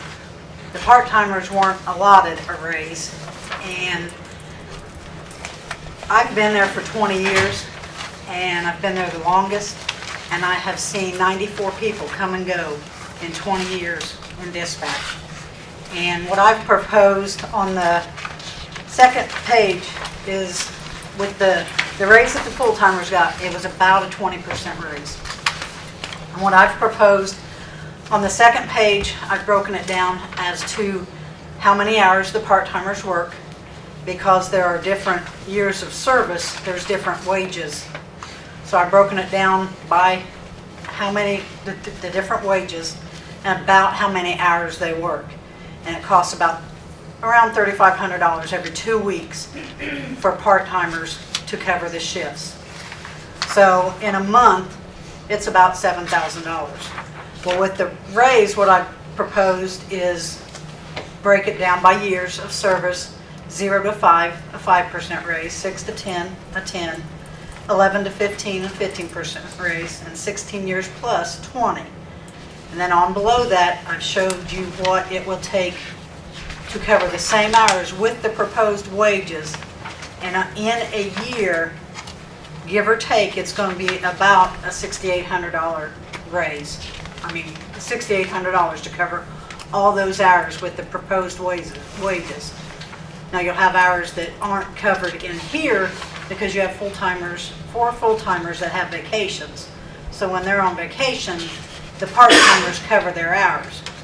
But on a, per se, normal 2-hour work week, you're looking at about $7,000 a month. And with for the year, it would be about a $7,000 raise, I mean, higher expense.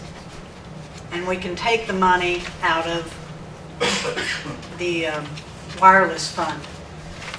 It's not taxpayer dollars, it comes out of surcharge money.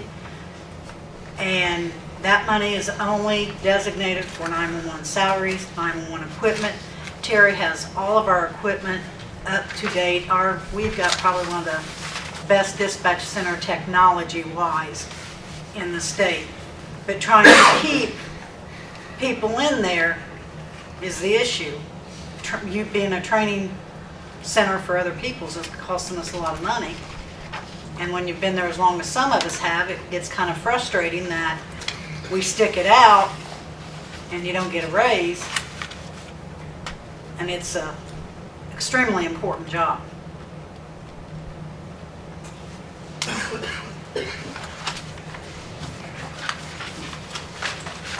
Terry, I thought we addressed this during the part-time people who become full-time people once they got their certification and so forth.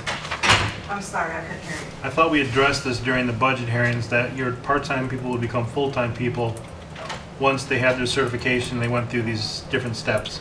There was only, I wasn't aware that she was here today. This so I haven't isn't seen the covering figures. full-time, this has nothing to do with full-time people. No, I'm This talking is about her only part-time covering- people that, because they don't have the certification and training, you deemed them as part-time. No, I've got all the certification. I am part-time because I have a full-time position.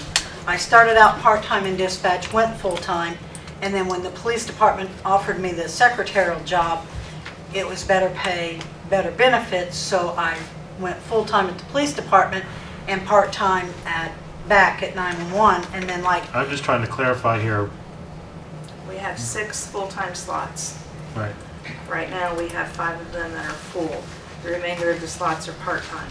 When we discussed in a lot of the budget hearings that we did, what we discussed was reducing the amount of our part-timers and increasing the amount of our full-timers over time within the next couple of years if funds allow, is what we discussed as far as that. Because we are losing the part-timers, just like she said, they're going to other places. Once they get trained, they're making more money. They're able to get a full-time spot where they can work 40 hours versus the 28 hours maximum that's held on there.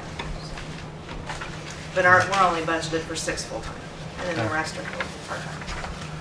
Thank you.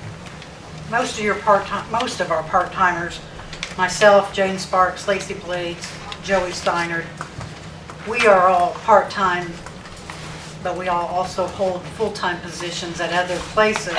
That's why we're part-time, to cover the part-time hours.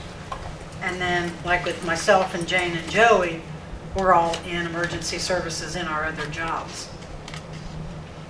They all have the same certifications. They all have to, whether they're part-time or full-time, they have to obtain the same training. They still have to be the EMD, IDACs, things like that. Okay.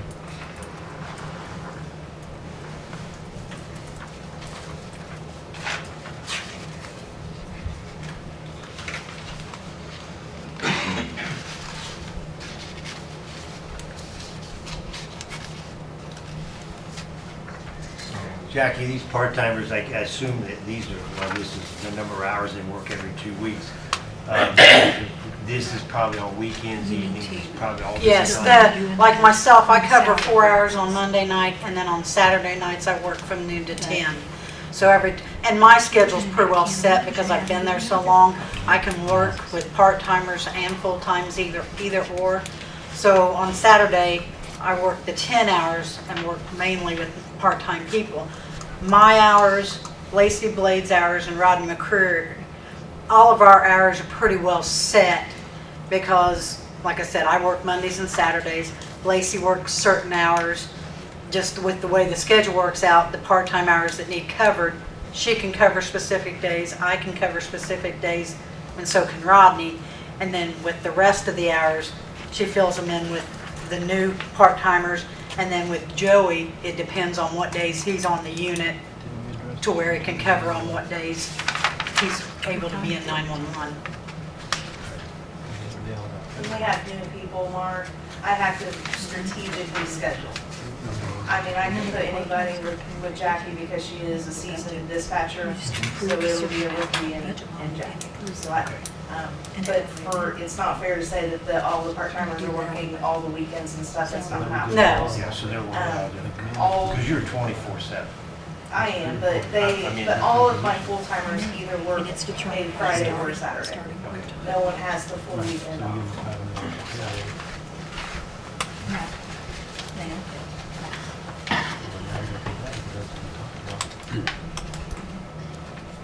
We didn't address this, did we, at budget hearing, the part-timers? No, we didn't do this. What we talked about at budget hearing was basically this go around, we were going to give the full-timers a raise, and then we were gonna do our best to try to do a raise for the part-timers next year, and like I said earlier, try to eliminate a couple of the part-timers into full-timers and keep a few of the steady part-timers such as like Jackie and Lacey and those that are steady and been there for a long time. The bonus was in the minute. Where's the bonus? That was what we were discussing. With the money coming out of the wireless fund, it's not tax dollars. Like where you have to, like with, I know with the budgets, they have to be sent to state and all that too.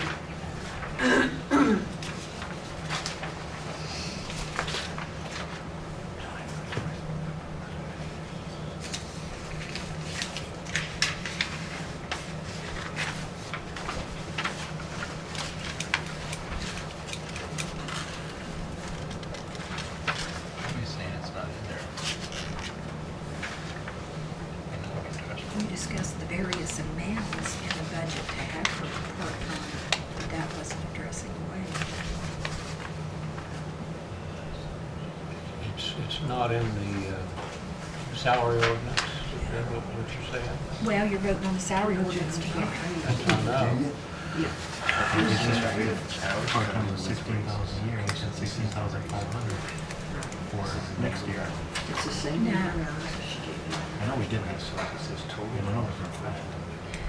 When you put in a part-time line, you approve to a part-time line, you're approving an amount. You might have two people working out of that line item that's 16,000. That's the whole So here's the difference. this is from so the cost of camping,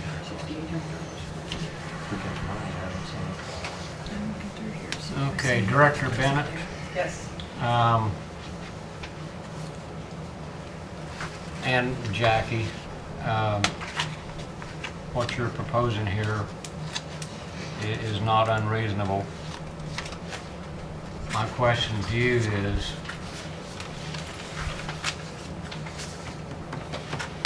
do you know what the situation is for the next 2 years with the city's contributions in 911? Going to be $50,000 less per year because an agreement was negotiated between the city and the county and approved by the commissioners to that team. That we're going to have to live with for at least 2 years. Our wireless money on its own is not enough revenue to support your operation, is it? The money's all put into one fund. Accounting wise, it's not separated into two funds. It used to be, but the state mandated that it was all put together. When they took over, we didn't get the money from the carriers anymore. The state got the money from the carriers and then distributed it to us, so it would even out to a monthly, kind of the same Our monthly. 2015 rates won't change. They're gonna be the same as what they were in 2014, what we're getting from the state, like what Debbie's talking about. During budget time, we worked really hard, crossing out a lot of stuff to be able to get the raise for the full-timers. So if your next question is going to be, can my budget support it? I don't know, because we cut a lot of stuff to be able to get those raises. I know I you don't did. want to sit here and say that, yes, do they deserve it? Absolutely. Can I sit here and say, can I financially support it? I do not know. And I thought we determined that you'd be operating at kind of a We deficit. gutted a lot. Remember, I mean, we gutted a lot. I think this would be a good project for the wage committee to do a comprehensive study on and come back with a recommendation. Because Do you guys have any money in the budget? this is There won't be simply, no problem if you have any money in the budget. well, this is simply too much for me to make a snap decision on this. I just don't feel comfortable making a snap decision on this right now, because I don't have the financial information with me that I need. I think the Making director's intelligent- sitting here telling us that there's not gonna be, she doesn't feel there's gonna be enough money in the budget, so that, we need to look at that budget. Try to figure out what you can do in that budget. Well, are you? We can sit there and say, yeah, we can give them this raise without, we can say that of this committee of ours, but if there's no money in there to do it, we're just wasting our time. The budget's gonna have to be the ones that have to support that. Right. And she's really not sure if that can do it or not. I mean, I recall one, we cut like 40 grand off of my part-time. Just like you said, the city cut 50. We cut deep. When the city cuts 54. So, I mean, and like I said, I'm not saying they don't deserve it. They Right. deserve it. They do Huh? the same Right. work, That was in 2000. but I don't know. I didn't have anything to do with making that agreement. Why'd the city cut us? For 911? 50,000. For what reason? Because they felt that their taxpayers was funding their portion of it. Our taxpayers were not, they were spending all the money, all of your funds, for none of that was coming out of user fees. No tax money was coming out of the county's part.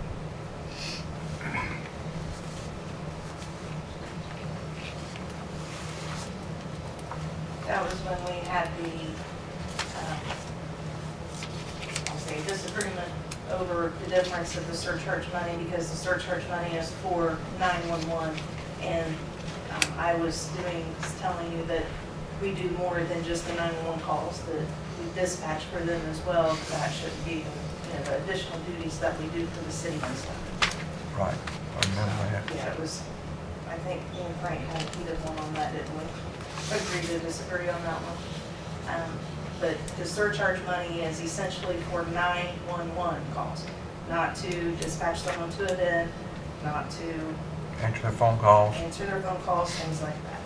Which that was, some of that was the agreement of them housing us and stuff. That was the original agreement, that the city would pay so much when they did away with their own dispatchers. Because I didn't know anything about Cologne before you guys asked me how I was gonna make up the 50,000. I didn't know anything about it.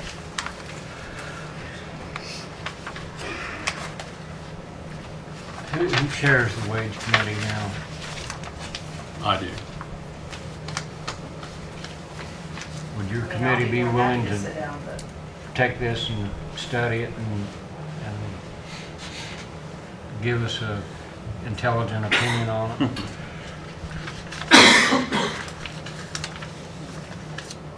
I don't think we're gonna have a problem with it, giving an opinion on it. It's just that we gotta find out if there's money in the tilt. If there's money in the till, sure, I'm sure that they'll give it to them.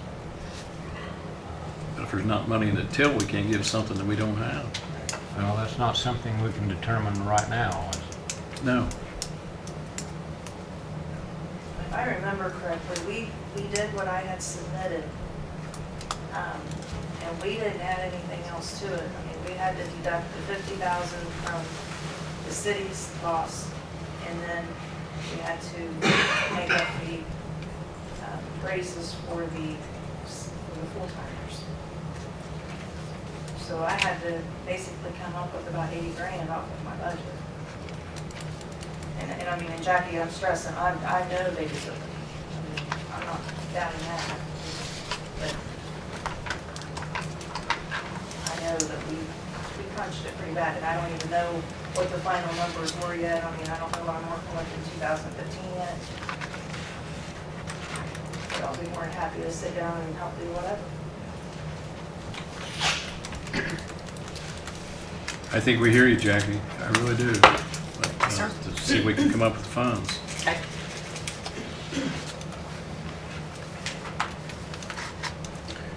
(2015) salary ordinances.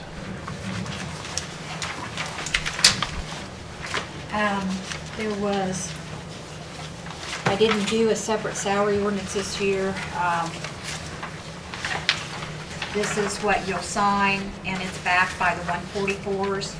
And I've changed the 144s to correspond with what you approved in each budget line for full-time people. There was one thing in here that I noticed when I went through that maybe commissioners might like to address, and that is on the animal shelter, because Ann Huckersmith had been in the job for 30-plus years, and she's retiring. And the starting salary for that is $21,625, which would make the new supervisor, whoever they hire, going in at making just, well, with overtime, the warden will make probably a couple $1,000s more a year than the boss. So I think. So if you wanted to do that, if you wanted to change something on the, I would say this is the time to do it, to change it right here and then change it on your starting ordinance, starting salary ordinance amendment, and that way they don't have to be back asking for something at a later date. We're back to the same place we were on every new hire we get, because the starting salaries are so low. I think it's appropriate to move this one up to, say 26,000. I think it's 21 there, isn't it? For 21,625. you know, at least get it up where it's above what the assistant is making.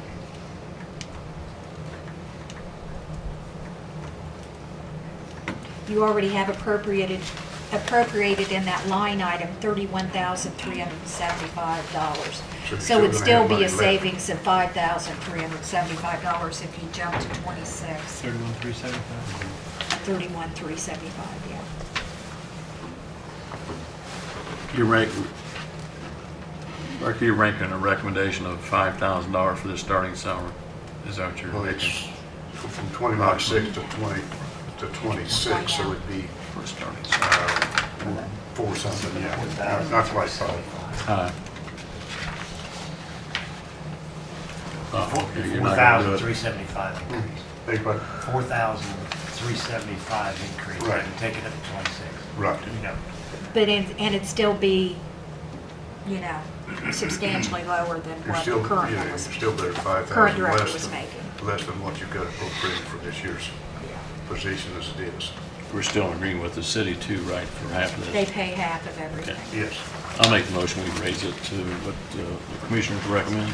Well, and you wouldn't have to make a motion Okay. if I change this, and you'll be approving it all at the same time. Okay, 20, So we're gonna do 20. And I'll also change it on the starting salary. I'm on the second page or something. Second page, top line. What is it, total? 26, right? Okay.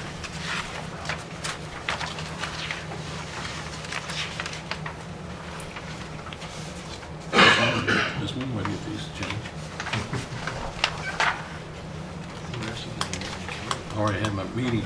I had to have a meeting the other day, we didn't have it. You already had your... Yeah, we done took care of that. Okay.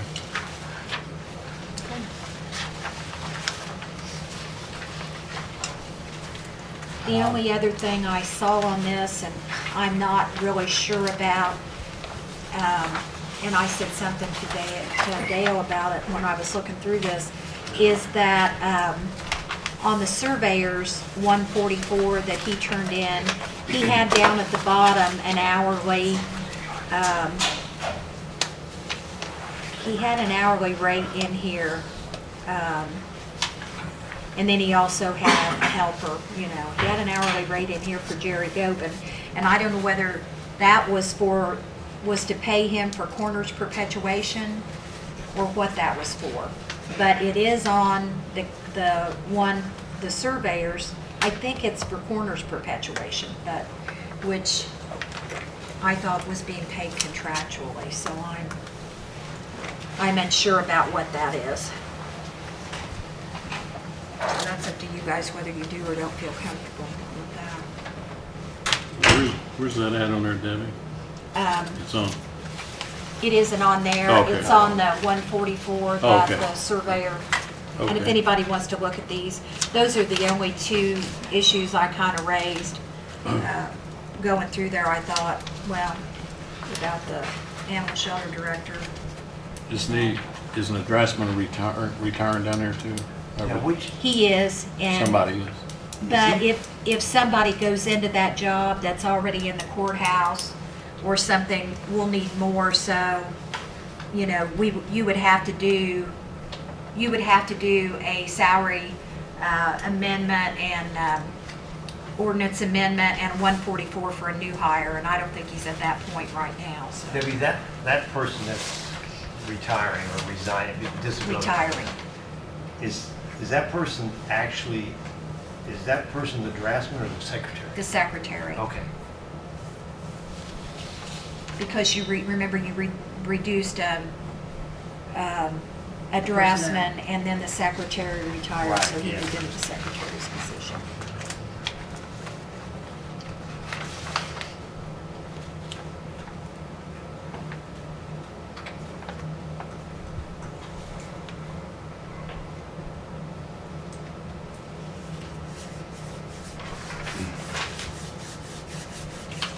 Thinking of something? Does anybody else want to look at any of these before you make a decision? Let me see that a second. I have county generals in order by department first,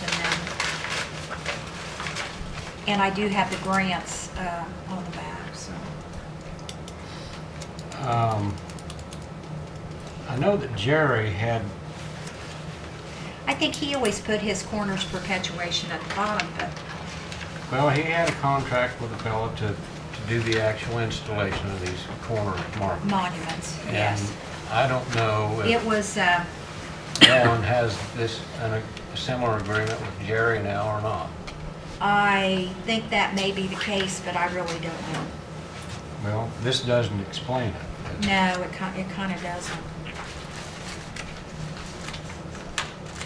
Hold on a second, let me look and see what that, what last year's salary ordinance said.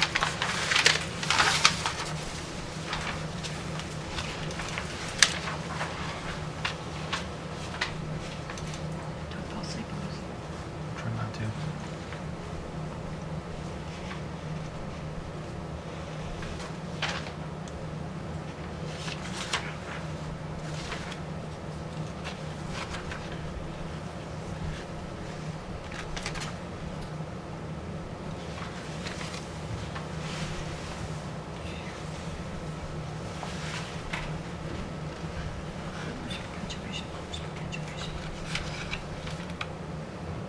No, I don't think we had it on last year's salary ordinance because I think that he worked contractually versus working hourly. Remember there was discussion at one time about making him actually an hour, it was Ted Young, wasn't it? Yes. Yeah. On the corners, yeah. About making him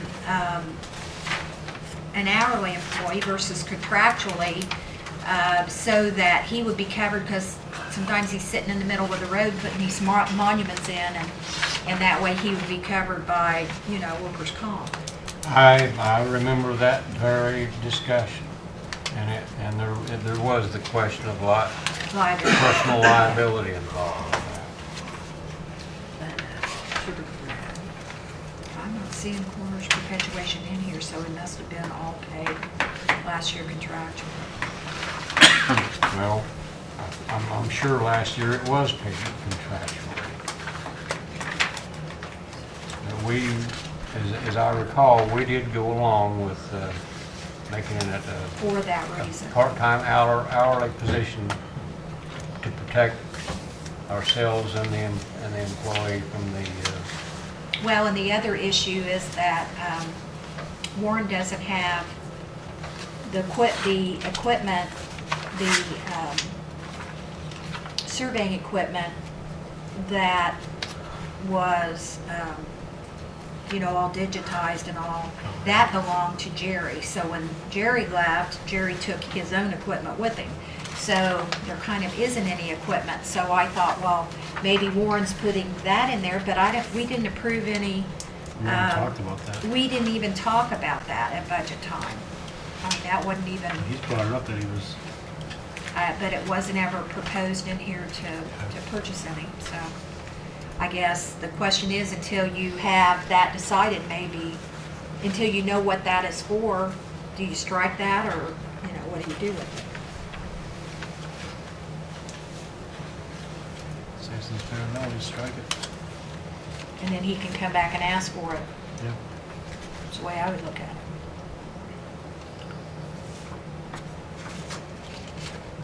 well, if we take it out, and it is for the Corners Perpetuation Project, it wouldn't be complicated to add it back in. Yeah, because it's kind of not.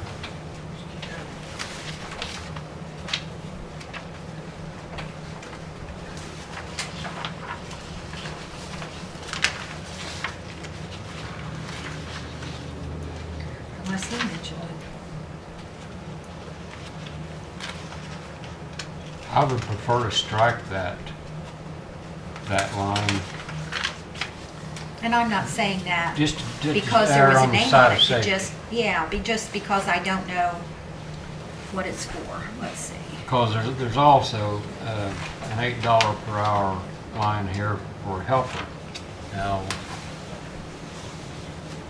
that, Because, yeah, with no explanation. he did say he didn't put anything in his budget for surveying equipment, and he wants a GPS rover and that would run around $25,000 with software and training. And then Mark Flum asked how much usage he would get, and Warren said it was for bridges and culverts, mostly for section corners.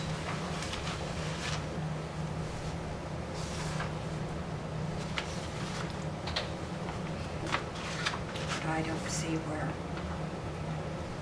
that really was discussed. So, whatever you want to do. You want to strike it, and then we can tell him what it is, and then he can add it back in before it's time for any work to be done.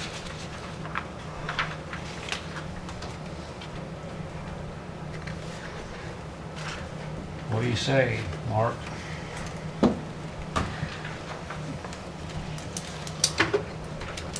This is on the, I was talking Mark Nobby. I don't want to hear him. look at me, it looked like. I don't want to be the, I don't want to be the bad guy here on this, but I don't know what this, Where's your 8.62 an hour at? Where are you at? It won't show on that No, copy that's there. starting salaries and part-time starting Okay. salaries. It's on the 144. It's on this 144 here, Russ, for Okay. Have Russ look at it. the high, or for the surveyor's office. So we've got this line here of $16 per hour and a helper at $8 per hour. Now, one or the other of those should be for the coroner's perpetuation project that is ongoing all the time. And I know that Jerry used to have a guy contracted to do that work. Now, is Jerry now going to do that? And if so, who's that? There's no explanation there. The helper, and he paid him. We can, if he has a good enough reason for it, we can add it back in later. But I don't know what that's for. I take it out. You don't know what it is. You don't know what it is, take it out. Take it out. I don't know what it is. Take it out. Okay, sounds like the consensus We'll is to just strike strike it that and line. tell him that you were unclear what that was meant for, and Yeah. if he wants it, he can You can come and come and ask. tell them.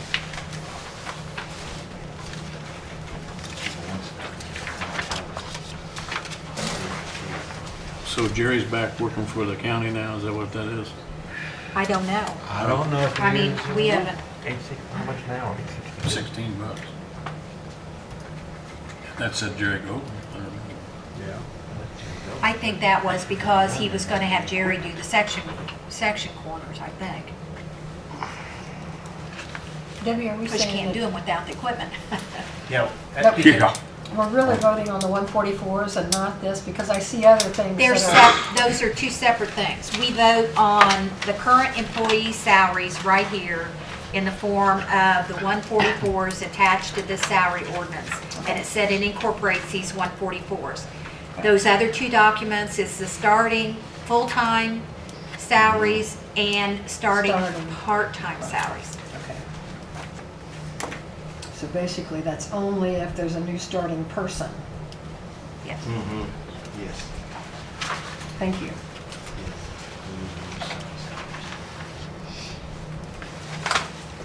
We clear? Yep. Yes, we have not paid him since he left his survey. Unless we may have paid him something contractually if Warren needed a survey, I don't know. Is it no survey? That's fine, it is. Yeah, just You gonna make a right motion? down the road. Okay. He was asked to resign. Is this the, where you want to vote on the 144? So we're That's already- this one. 2014-12 ordinance number. Easy. I have a question. Just to clarify, since I'm under the understanding of how we did the dispatchers raises, their starting salary is still the 20,000, and then they're getting the raises as their We certification? haven't got to that starting Oh, salary okay. ordinance yet. This Okay, is just I'm the sorry. current salary. Okay, I was just making sure I'm on the same page as that. I put it Sorry. in there. I put it as,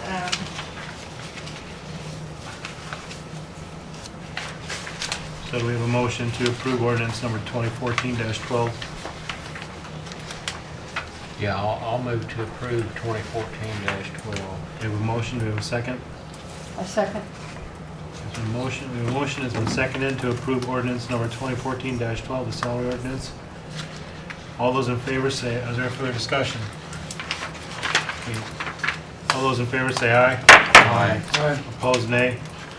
Ayes have it, motion carries. Item seven.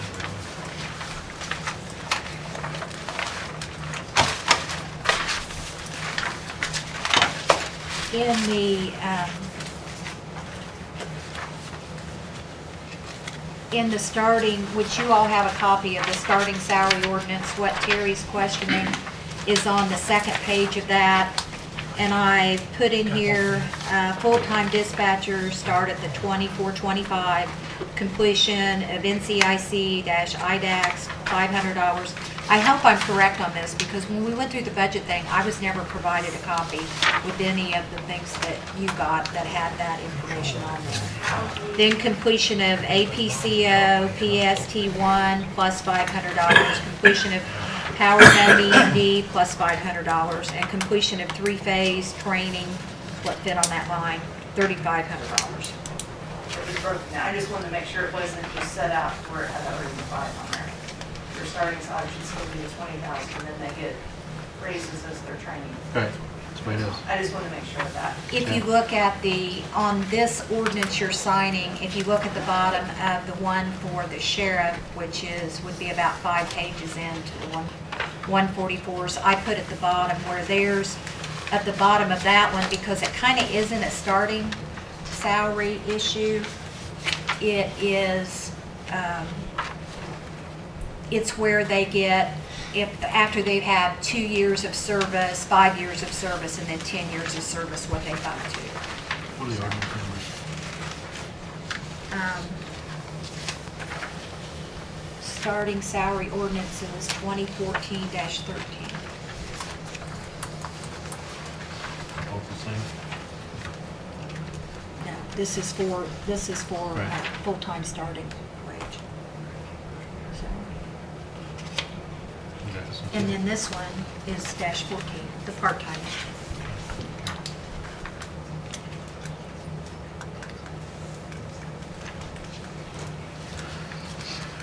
You want to do both these more, ordinances at the same time? Okay, starting salary and,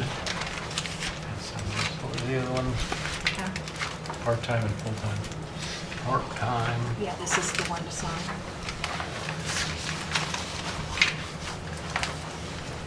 You're making them.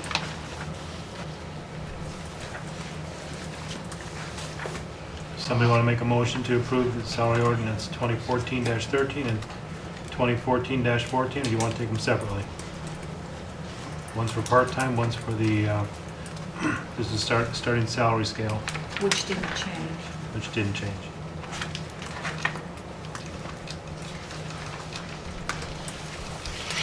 I'll move to approve ordinances number 2014-13 and 2014-14. The starting part-time wage scale for 2015 only, and the starting salary scale effective January 1, 2015. Is there a second? Second. Okay, we have a motion, it's been seconded to approve ordinance 2014-13, starting salary scale effective January 1st, 2015, and ordinance 2014-14, starting part-time wage scale for 2015 only. Is there any further discussion? All those in favor say aye. Aye. Opposed, nay. Ayes have it, motion carries. Okay.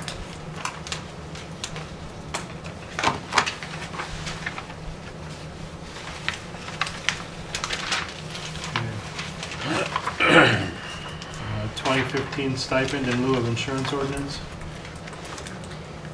This is the same for this year as last year. That would allow,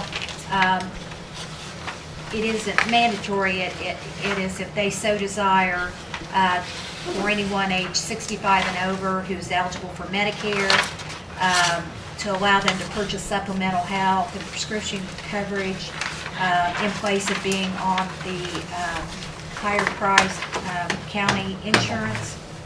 And I think this saves the county about, well, it's over $8,000 a year versus the full insurance. And that they would receive a stipend of $280 a month for a single plan and $495 a month for employee and spouse. And we had 2 employees take advantage of this, and one of them retired in August, and the other will be leaving at the end of the year. And I can go ahead, and if you want to talk about the next one, we can do maybe these both at the same time. Okay. And this is the HSA plans, the health savings account plans, where the county had deposited $1,000 for anyone with an individual plan and $1,500 per family plan to an HSA account.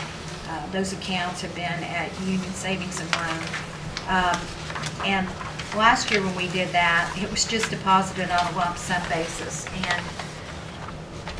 And I think the thought is that you could have an employee get to the point where they were eligible for the insurance. We put $1,500 into their account, and maybe if they leave in a couple months. And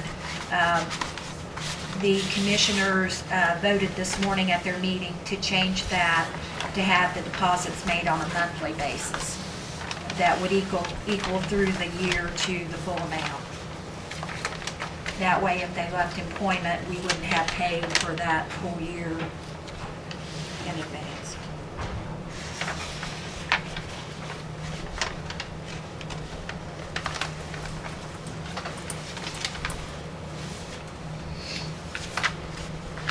So we want to make a motion to either approve or disapprove that?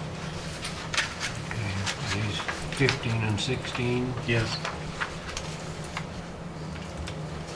I'll move to approve ordinance numbers 2014-15 and 2014-16. There's a second. Second. We have a motion and seconded to approve ordinance number 2014-15 and 2014-16. Is there any further discussion from the council? If not, all those in favor say aye. Aye. Opposed, nay. Ayes have it, motion carries. Wheel tax ordinance amendment. Basically, there was a House bill that now allows counties to assess motor-driven cycles. So I just amended the current wheel tax amendment to include that. They're taxed at $10.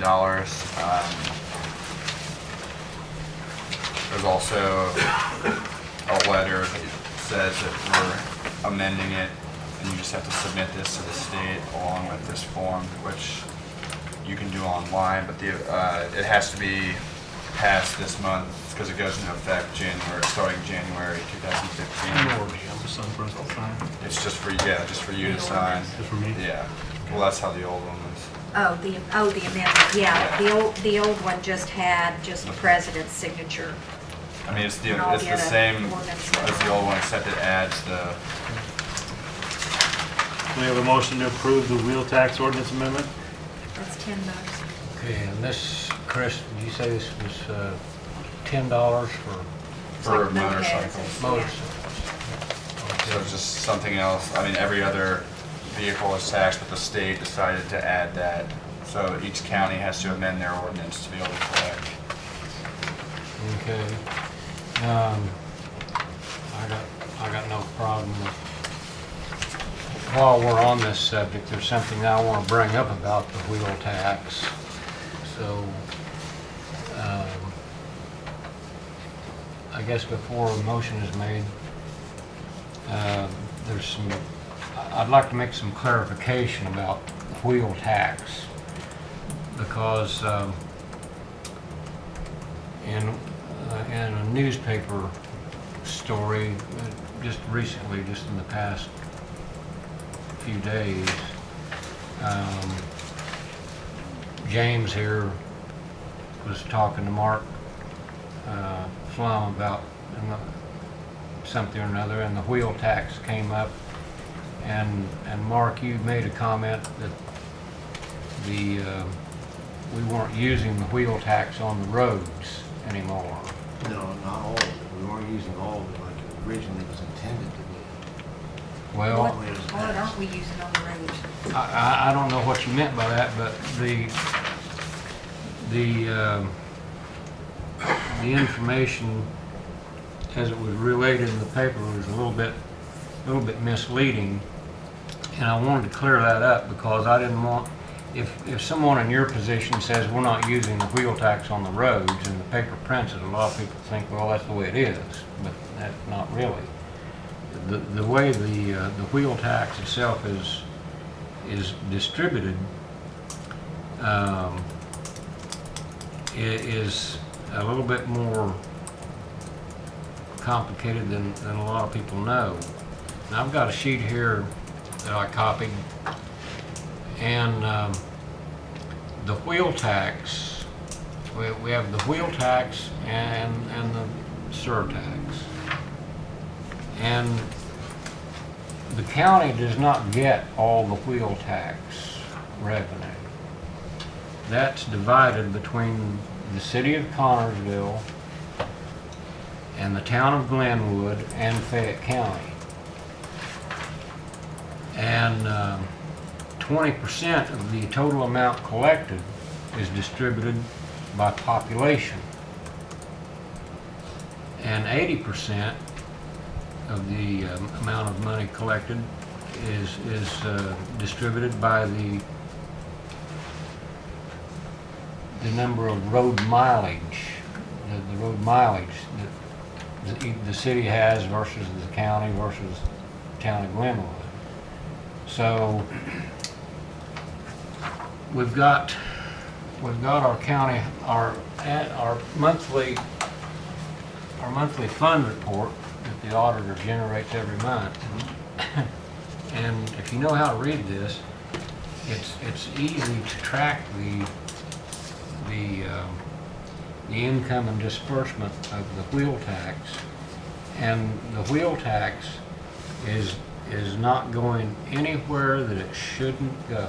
It's going, part of it is going to the county highway department, part of it is going to the city street department, and a little bit of it is going to the town of Glenwood for their streets. It's not all going for county roads, but it's going for city streets. I understand that, as well. But that's been a change, that they can use that money, not just strictly on roads, that they can use it to do other things with it now. It goes in the Past few years. local road and street, which is covered When under was the the last- code for local road and street. Yes. but So they- what do you think is, that pays for gravel and salt and culverts and bituminous and Road a whole paving. host of things? Road paving is Yes. what I want to see it used for, not It can, salt. it can also, by code, be, if you're saying it's because they're paying the payment for the dump trucks out of it. No. Is that what you're saying? No. It isn't paid for anything else. No.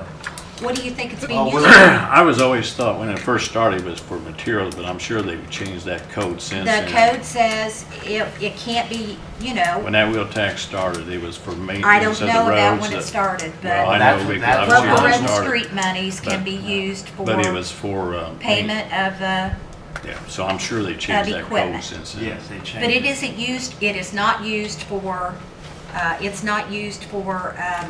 to pay employees, anything like that. So basically, go to your local road and street budget that's in there, and that's what is being spent on. Dale, when I don't know have what you you seen don't a think that's on payment? the roads. When have you seen a schedule on how many roads they're going to use and how much money they're going to spend and apply that dollar figure to how much they're getting from wheel tax? You've never seen that from the highway department on a yearly basis. No, I've They just never, come in and they say, well, I did so much chip and seal and so much asphalt payment. Well, they haven't done any asphalt payment for literally years now, because that machine's been broken down for I don't know how many years. So all they do is chip and seal. well, it's mainly because, Mark, that the cost of hot asphalt is so high now, we just can't afford to do it. Pug's not hot. That's not. No, Pug is not hot, but you get hot mix. Hot mix is. We bought the Tug machine to replace the Yeah, I asphalt. have to link to it. Now it's broken down and we don't even get it fixed. We don't even try it. Of course, it was vandalized a couple times. Yeah. Well, irregardless whether the tug mill is working or not, No, it didn't matter. I just wanted to clarify that none of the wheel tax that the county spends is spent anywhere else except in the highway department. On our roads. That's not my question. So just, That was the way That was how it the came story out in the in the paper. Oh, okay, newspaper that was relayed. Yeah, the story in the newspaper gave a lot of people the idea that we were using the wheel tax for things other than the roads, and that's not true. That information was misleading. I disagree with you, Dale, on that, so, but that's just a disagreement, so let's move on.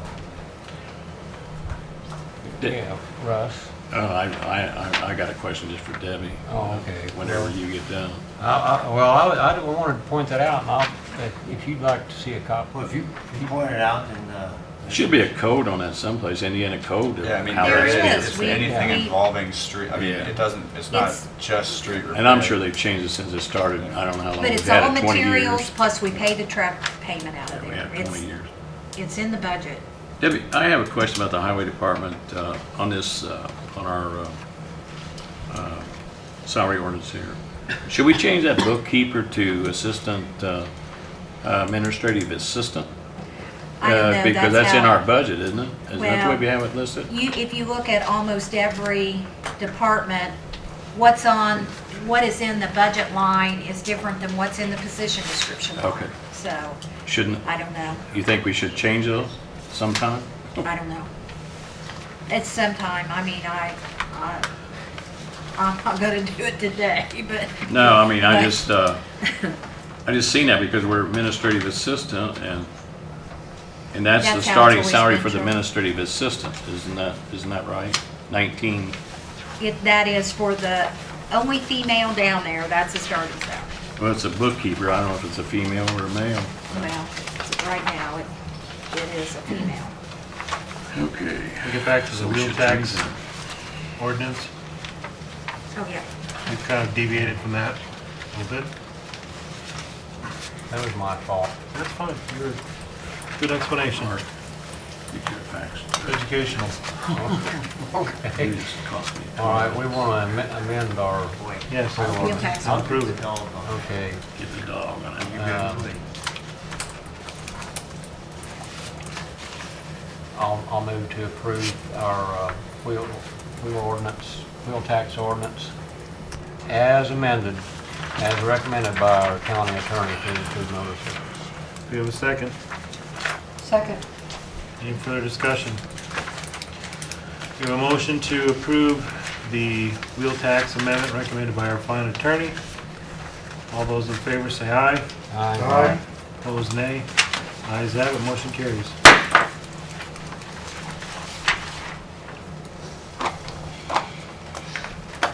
I snuck one transfer on there for 16 bucks, I think it is. I Oh, forgot here is to. this one, if you want it. Send her on down the line. It's only one signature. Oh, yeah, it's just you, and you gave it to me, so thank you. I overlooked our economic development director and all the excitement. Did you want to address the council? Did I not put him in there? Well, being as I've waited all this time, I might as well. And I'll be very brief because Thank you. it's a 8:45, and I think the last time we met, it was a marathon meeting as well. I just like to make a brief report about some of the stuff that's going on. Two businesses that are, and this is not about wind energy. This is separate, apart, away, completely different. Two businesses coming to Connersville. One of them has kind of put the brakes on because they're in the middle of their trade show season, so they're still very engaged and still looking forward to coming to Connersville. Another one has, and I have not been given permission to use their name and tell what their business is, but it's, I'll just say it's in the distribution realm. And they've made an offer on property here in Fayette County to establish their business. So we're enthused about that. Also, continue work on getting Connersville and Fayette County certified as an ACT work-ready community. As a what? Work-ready community. Work-ready. ACT work-ready community.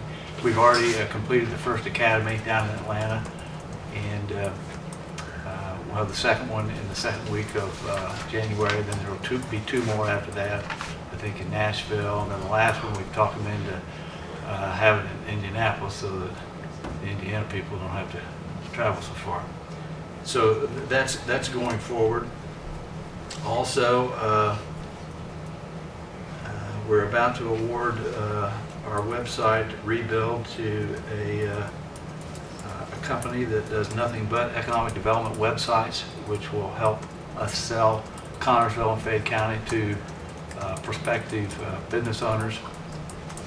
And we look forward to that happening early in the year. Beyond that, I just want to compliment you guys and let you know that I appreciate the work that you're putting forth. Not easy. Tough night. Tough last time we met. I have faith in you, and I have faith in you regarding the offices that you hold, that the voters placed you in to serve the betterment of our county and the constituents that you represent. And I have complete and total faith in you that ultimately we'll get the business taken care of that we set out to do tonight. I think that slowing down, putting the brakes on can't hurt anything. And I really believe that ultimately we'll go forward with the wind energy project. If you have any questions for me, that's the end of my report to the county council. Anybody have anything for Mr. Parker? Thank you for staying the course. Thank you. Appreciate you guys. Okay, our county sheriff.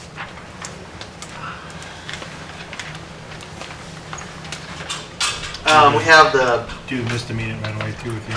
yeah, that's what I was gonna say, we have the misdemeanor approval for radio maintenance. You guys can take that money out of there and pay that bill, would be great. And transfer $17.10. Yeah, we have a transfer for $17.10. That's gonna allow us to buy some tires and have a couple of sets of tires on hand for replacements. So, any questions on either one of those before we move on? Okay. Also, we talked to the commissioners in the last meeting and got their approval to move forward to start the process to hire a new road deputy in the spot that's already been approved in the 2015 budget. We're here to get your guys' amen on that, so to speak, to move forward. We're still a man short, actually two, but we're still one short. We'd like to move forward to get that process started. It's not a process that you can just walk out here and hire somebody. We have physical testing, we have written testing, we have interview process, and then merit board interviews. So sort of takes a little bit of time to get done.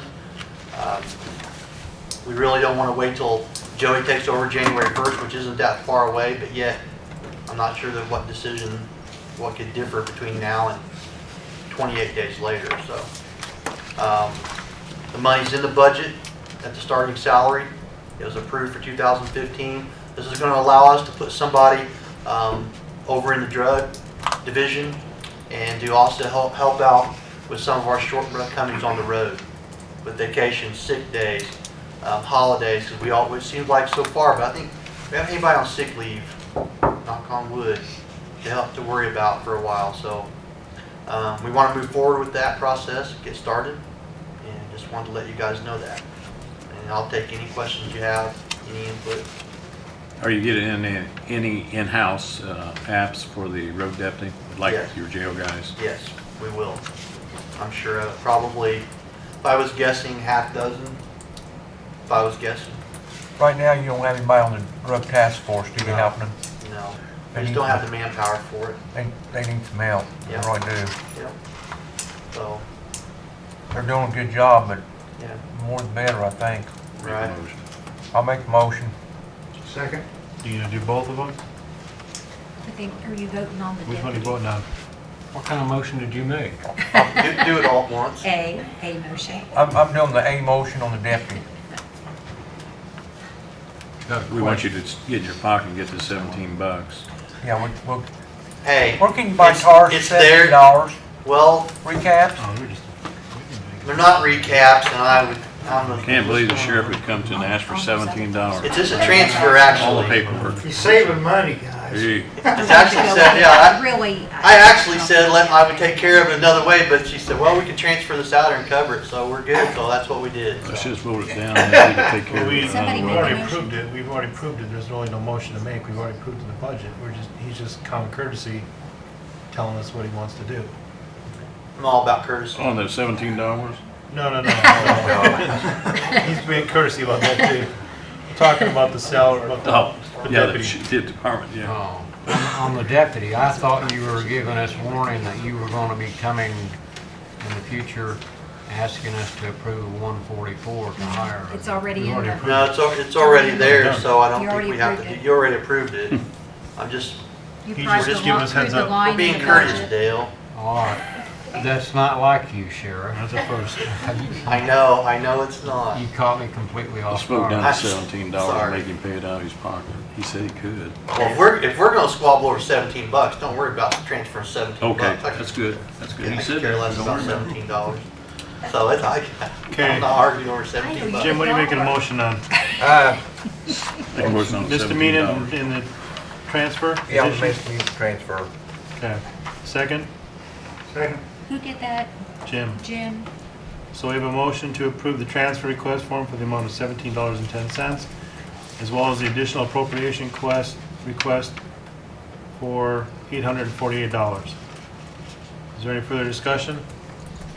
All those in favor say aye. Aye. Opposed, nay. Ayes have it, motion carries. Thank you.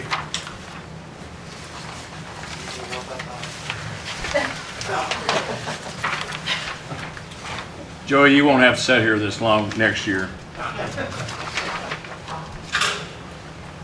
County General Casa Director Pay Adjustment. That's me.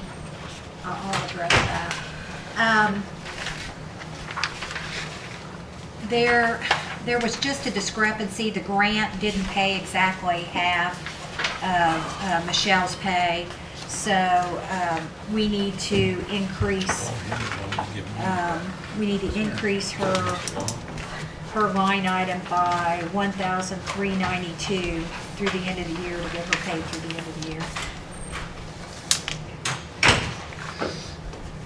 She's gonna be paid, I'll make. She's not gonna be paid any more money than her salary ordinance. We want to be able to pay out her salary ordinance. I'll make the motion. I'll second. We have a motion to approve the additional $1,392. We have a second. Any further discussion? Now we'll take a vote. All those in favor say aye. Aye. Opposed, nay. Ayes have it, motion carries. CUMCAP IT Director Pay Adjustment. I'll take that too. When Ben when Ben resigned, we had to pay him for unused vacation that he had earned and hadn't taken yet. So therefore, even though Michael was hired in at $500 less than what Ben's pay was, there wasn't enough, when we were short $1,100 to pay him through the end of the year. I think it's actually $10.99, but I rounded it to $1,100. So we need that just so we can pay Michael through the end of the year. It's not paying him anymore. It's just that we had to use out of that line item to pay Ben's unused vacation days. Okay. I make a motion to approve the $1,100. We have a motion to approve the $1,100. Second. Second. Any further discussion? Now we'll take a vote. All those in favor say aye. Aye. Opposed, nay. Ayes have it, motion carries. 911 Retirement Insurance Seminars and Training. I'm just needing for that additional appropriations for the retirement and insurances to finish out. Kathy and I sat down, we needed to add that much to our salaries to finish out for the remainder of the year. And I'm asking for the additional for seminars training. Those are for back in July when I hired the part-time people. 4 of them, I'm sorry, are still with us, and it's time to get their EMD in, their emergency medical dispatch part. I only have $100 in there, so I needed money for that.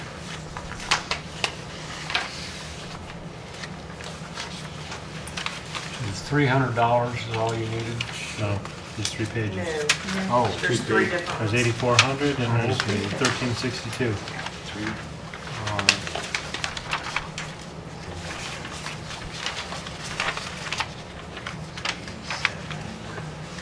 The rest of the stuff we transferred.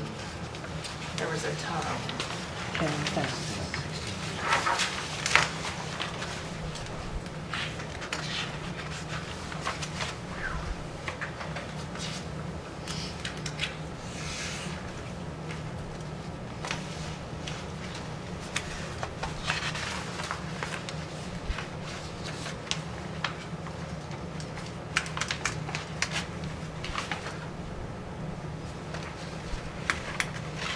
Do we want to make a motion, or do we need to ask Terry any questions? It's gotta be done, I'll make a motion. I'll second the motion. We have a motion, second, for all 3, Jim? Yeah. For all 3 additional appropriation requests in the amount of $300, $8,400, one's for retirement, one's for insurance, and the last one is for seminars and training, $1362. Any further discussion? If not, I'll take a vote. All those in favor say aye. Aye. Opposed, nay. Ayes have it, motion carries. Pretrial diversion in the amount of $10,250. I will take that too. There,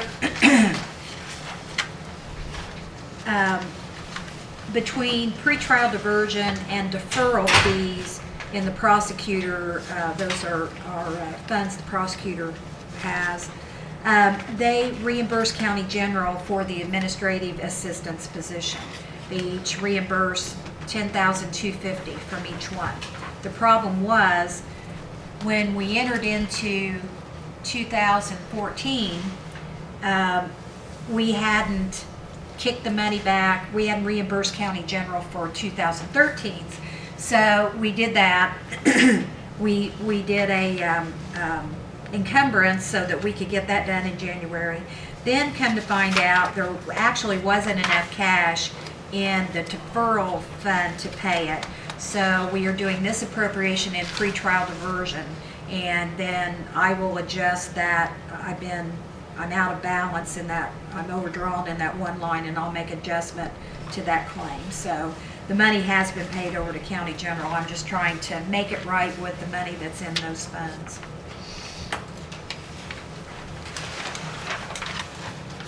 And the money's going into county general.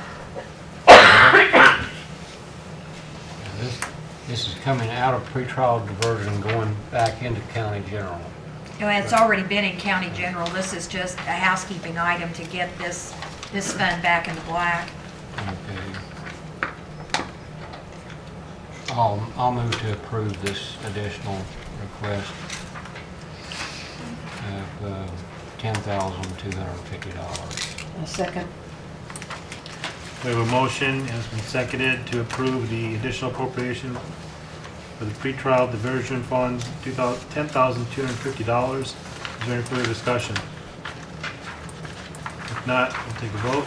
All those in favor say aye. Aye. Opposed, nay. Ayes have it, motion carries. Probation, adult circuit, field equipment.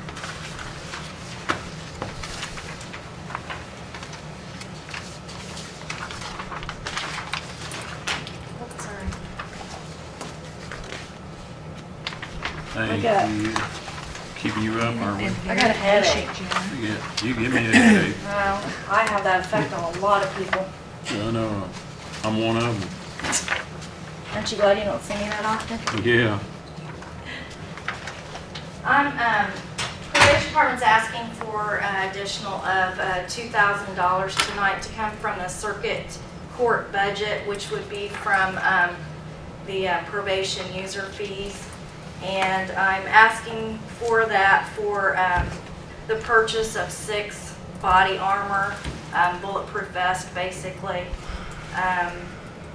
The first page that I gave you is a quote from the Stephen R. Jenkins Company.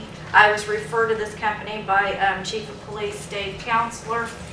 There are 3 quotes at the bottom, and you'll notice I highlighted 2 of those. The first quote is to buy brand new armor, which is more expensive.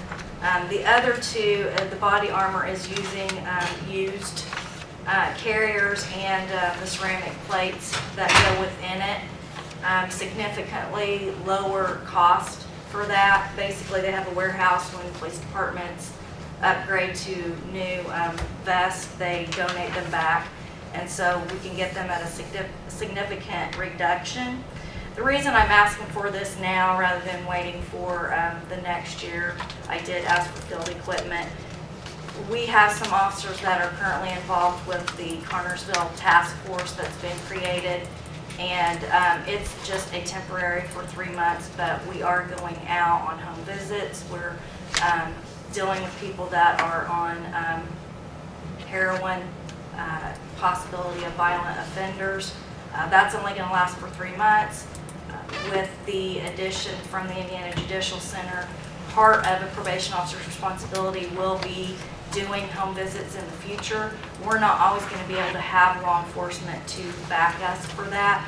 Number one, they're down. I know we've had a couple situations where we've had to go out and there are no, especially out in the county, there are no sheriff deputies available to escort us. I mean, I prefer that.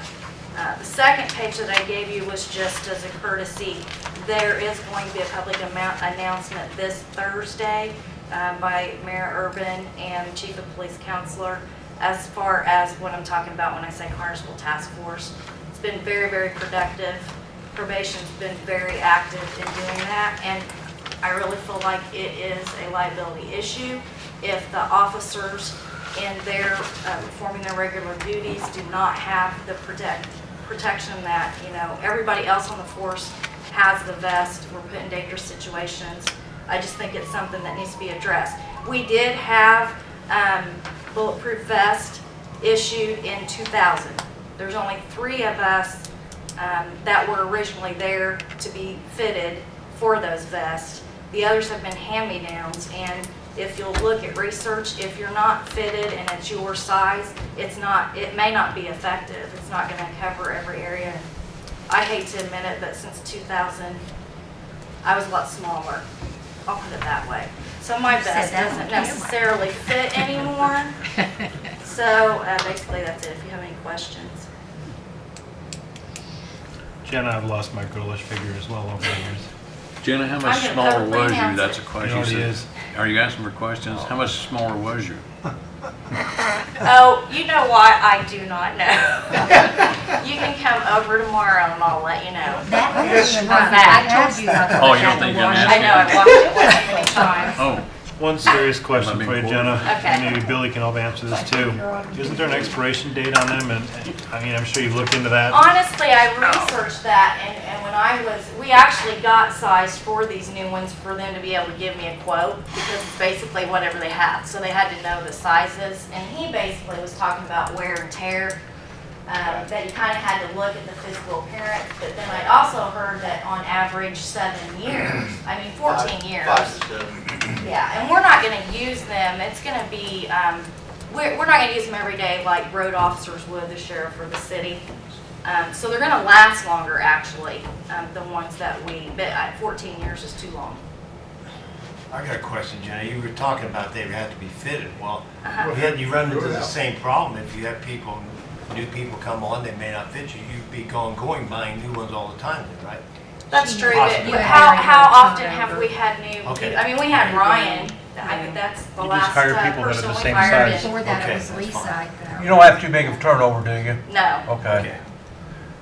No, and I can look at staggering that in the future. of not having to get all of them all at once. I can look at staggering, 2 a year or something like that. Balance. So it wouldn't be so much. And it's coming out of probation user fees. On probation, they can go in the house without search warrant, is that right? If we have reason, well, we do home visits and we go in the house. As far as doing a search, the only time we do a search if we have reason to believe they violated their probation. We can't just go in whenever we want. But we do, I'll say every home visit or field visit we've had in contact since November 1st with the task force, every screen we've done has been dirty. Right. Every one of them. And the only way you're going to catch a lot of this, especially heroin, because it doesn't stay in your system very long, is if you're doing home visits. When they know they got to come to the office and do it, they're going to clean out before they come. So you're not going to catch it as often if you don't do the home visits. I'll make a motion. To what? You're making motions, but what are you making motions to do? To, Long money night. invest. Okay.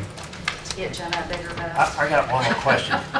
Sheriff and Sheriff-to-be, is there some kind of a life expectancies on these? Like if they get hit so many times, If they get hit once, they're done. Oh, okay. Yeah. Once they're done. Once they're done. All right. What they got, about 10-year life? 5 to 7 if 5 you're to wearing them 7. every day. Okay. Nobody's Who paying you talking attention. to, Mike? I've been on a lot of the home visits with them in the past.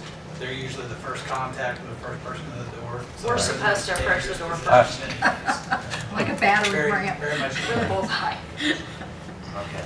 So the sheriff's department doesn't need bulletproof vests anymore then? With us, yeah, they can get behind us.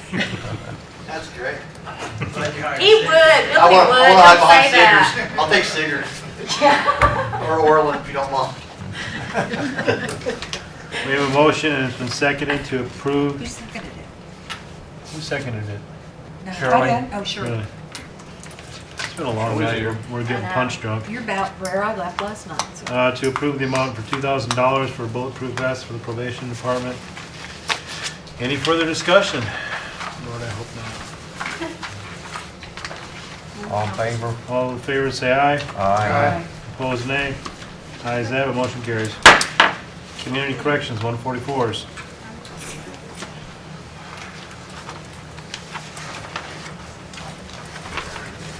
I need your permission to fill vacant openings. My assistant director's position is open, my facility supervisor's position is open. I'd like to promote and fill those openings, and when I do that, I'm gonna have an open field supervisor's position, so I'd like to fill that with a field officer. Also, for the facility supervisor, the previous starting salary for that was $24,000. I would ask that you raise that to $27,000 because as a supervisor, this person would, at $24,000, would be making less than those who they supervise. So I'd like it to go to $27,000, and also $27,000 is the amount that the advisory board approved for that position for the budget year of 2014-15 for our grant cycle, and also the amount that the state approved for that position. Gets in your grant. Yes. And I think I put that, I called think- and talked, yeah. yeah, here's for 144s. And I think I did put the 27,000 in We the already starting approved it. ordinance, so I think it's already been approved. So we don't need to vote Just on need it? to do those. If she's putting those in place before the end of the year, then she will need that approved for 2014. If she's not approving it till 2015, it should be covered in the. I'm too many people short. I'm Yes. gonna So we've fill it approved, we've already tonight. approved this for 2015, you just need And the for the rest of 2014. rest of 2014. So do we have a motion to approve the 144, the facility supervisor home visits to $27,000? Pretty hard, I think you already got it in there, don't you? We have But to do that's this for 15. 2014. This is to, so she For can the hire balance him of the now. year. Oh, you're gonna harm now? No, it was in there for 14 also. Oh, was it? And 13, because At I that- run off of The a 2-year 27,000? cycle. Yeah, but you might have did you have somebody in at exactly that rate because of the No, salary? they weren't, because you guys put it where you wanted it rather than where my advisory board and the state approved it.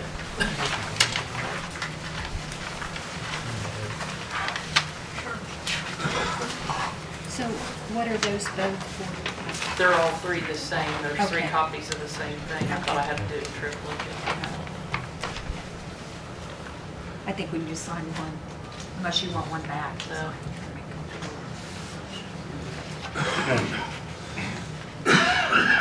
So this one is just for the facilities supervisor Supervisor. right now, because you haven't made any decision on this. Right, and then I just need permission to go ahead and fill those other two slots at the salaries that their start salary was set for the I assistant think your director. 27,000 is already entered, we approved that, didn't we? Yeah. Yeah, you that's do. already approved. Yeah, but you have So- to have the 144 because it's different than Right. what was already approved in 2014.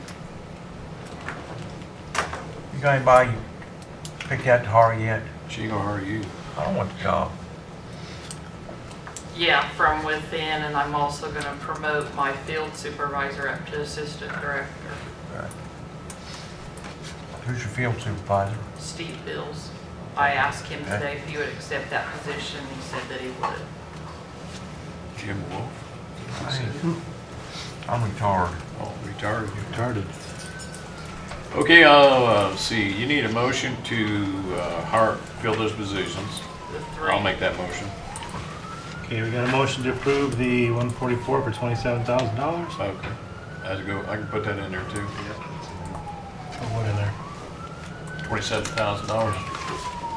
Do we have a second? I'll second. Okay, any further discussion?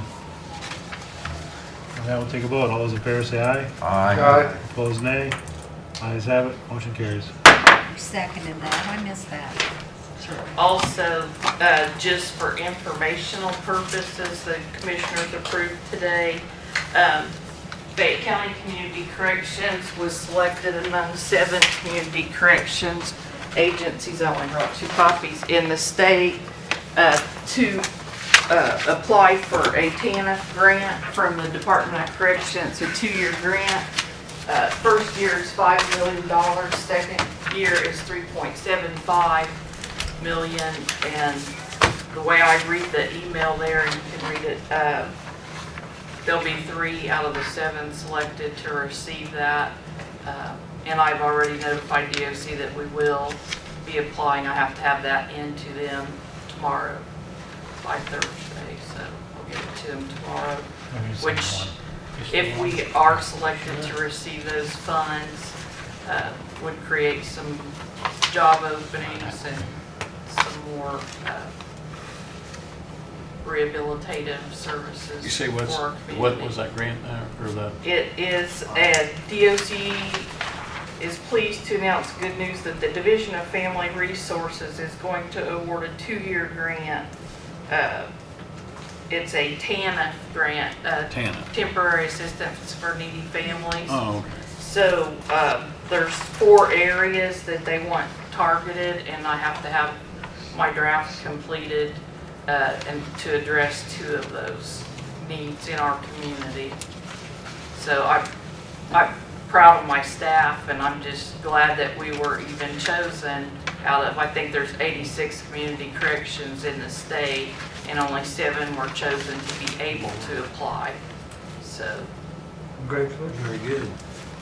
Was a lot of that based on your ratings that you got earlier in the year, you think, or? I would guess that it is. They didn't say. He just sent me this email late Wednesday before the Thanksgiving holiday, and then Monday I got an email that it has to be back to him by Thursday. So we're cutting it short, but we've already been working on it. I've got 3 pages drafted so far. So that was just for information, and the annual report is complete for the last grant cycle. And if anybody wants a copy, I did bring 4 copies over. I know Shirley got an email, and I think I sent Mark email, and maybe Russ, the ones I had your email, I sent it. So if anybody wants one. I don't have any emails.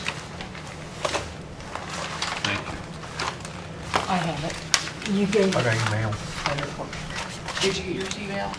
I don't know, I'll check. I don't think I sent, Okay. I don't think I got your email. You bet. Dale, hold on. Thank you. Thank you. Auditor? I am recommending to reduce the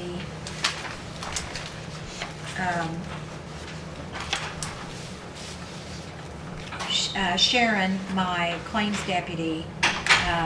She currently has first deputy status, and I am recommending to reduce her to second deputy status claims and reduce her pay. That would reduce her pay by $537 a year. So this is a 144 to reduce that effective 12/1. And I have this, but I didn't get Michelle's on here. I have a salary ordinance amendment, but I have Michelle. I didn't add Michelle's. I didn't have a 144s to add to there. We just signed her. We can go ahead and do this one. Well, the ordinance, you also have to do an ordinance, so.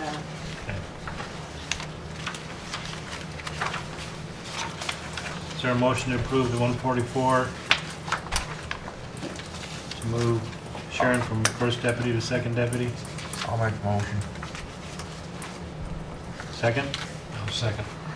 A motion and seconded to approve moving the first deputy to the second deputy position. I'll have a vote. Any further discussion? All those in favor say aye. Aye. Opposed, nay. Ayes have it. Motion carries. You sign both of these, right?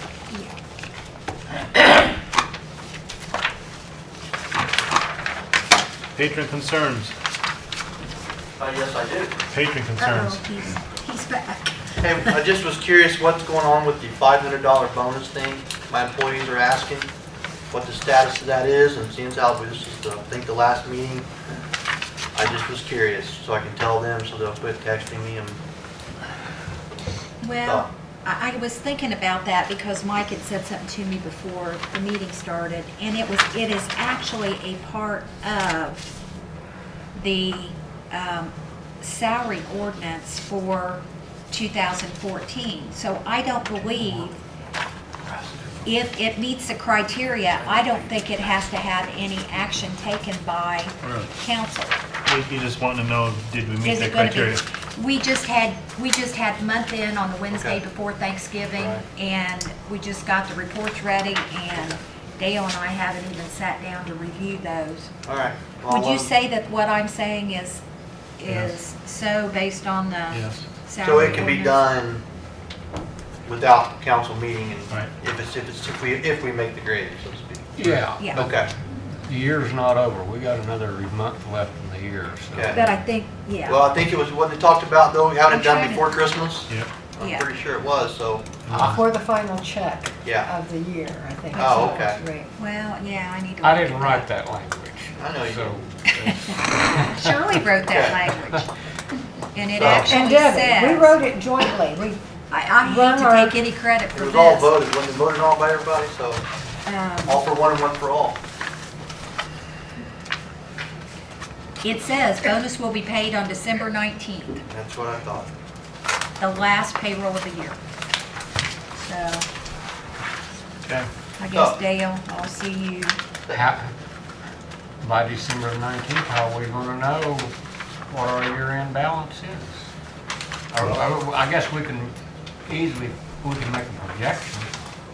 Sharon will have the claims put in, and we should pretty much be able to project payroll, so. We'll do our best to make a projection, Sheriff. That's all I needed to hear. Thank you guys Tell very them much. we'll work on it. Bill, I want to thank you for Final working claims with of us the year will be paid on the last 6 16th. months being I on appreciate here. it. Thank you, guys. Hope George knew half the job. Any other patron concerns? I hope. Oh. Make sure it's filled. No other patron concerns? Okay. Well, before we adjourn, So moved. Debbie, for all you did over the past few years that you've worked in the county. Just wanted to give you a little bit of thanks. Appreciate the many hours that you put in preparing budgets and all the work. I know it doesn't help a little bit, but I want you to know we appreciate what you've done for us. Thank you. I will have to say it's been a labor of love because I've really enjoyed everything that I've done working for the county, and I feel I've worked very hard. And but one door closes and another opens, and I'll go into retirement, hopefully just semi-retirement with my husband. He hasn't seen much of me these last 4 years. That's a good thing, right? You get to see it. So, well, thank you. With that, if there's nothing else from the council, I'll entertain a motion for adjournment. I'll make motion. We have a motion to adjourn, second. Any further discussion? If not, all those in favor say aye. Aye. Opposed, nay. Ayes have it.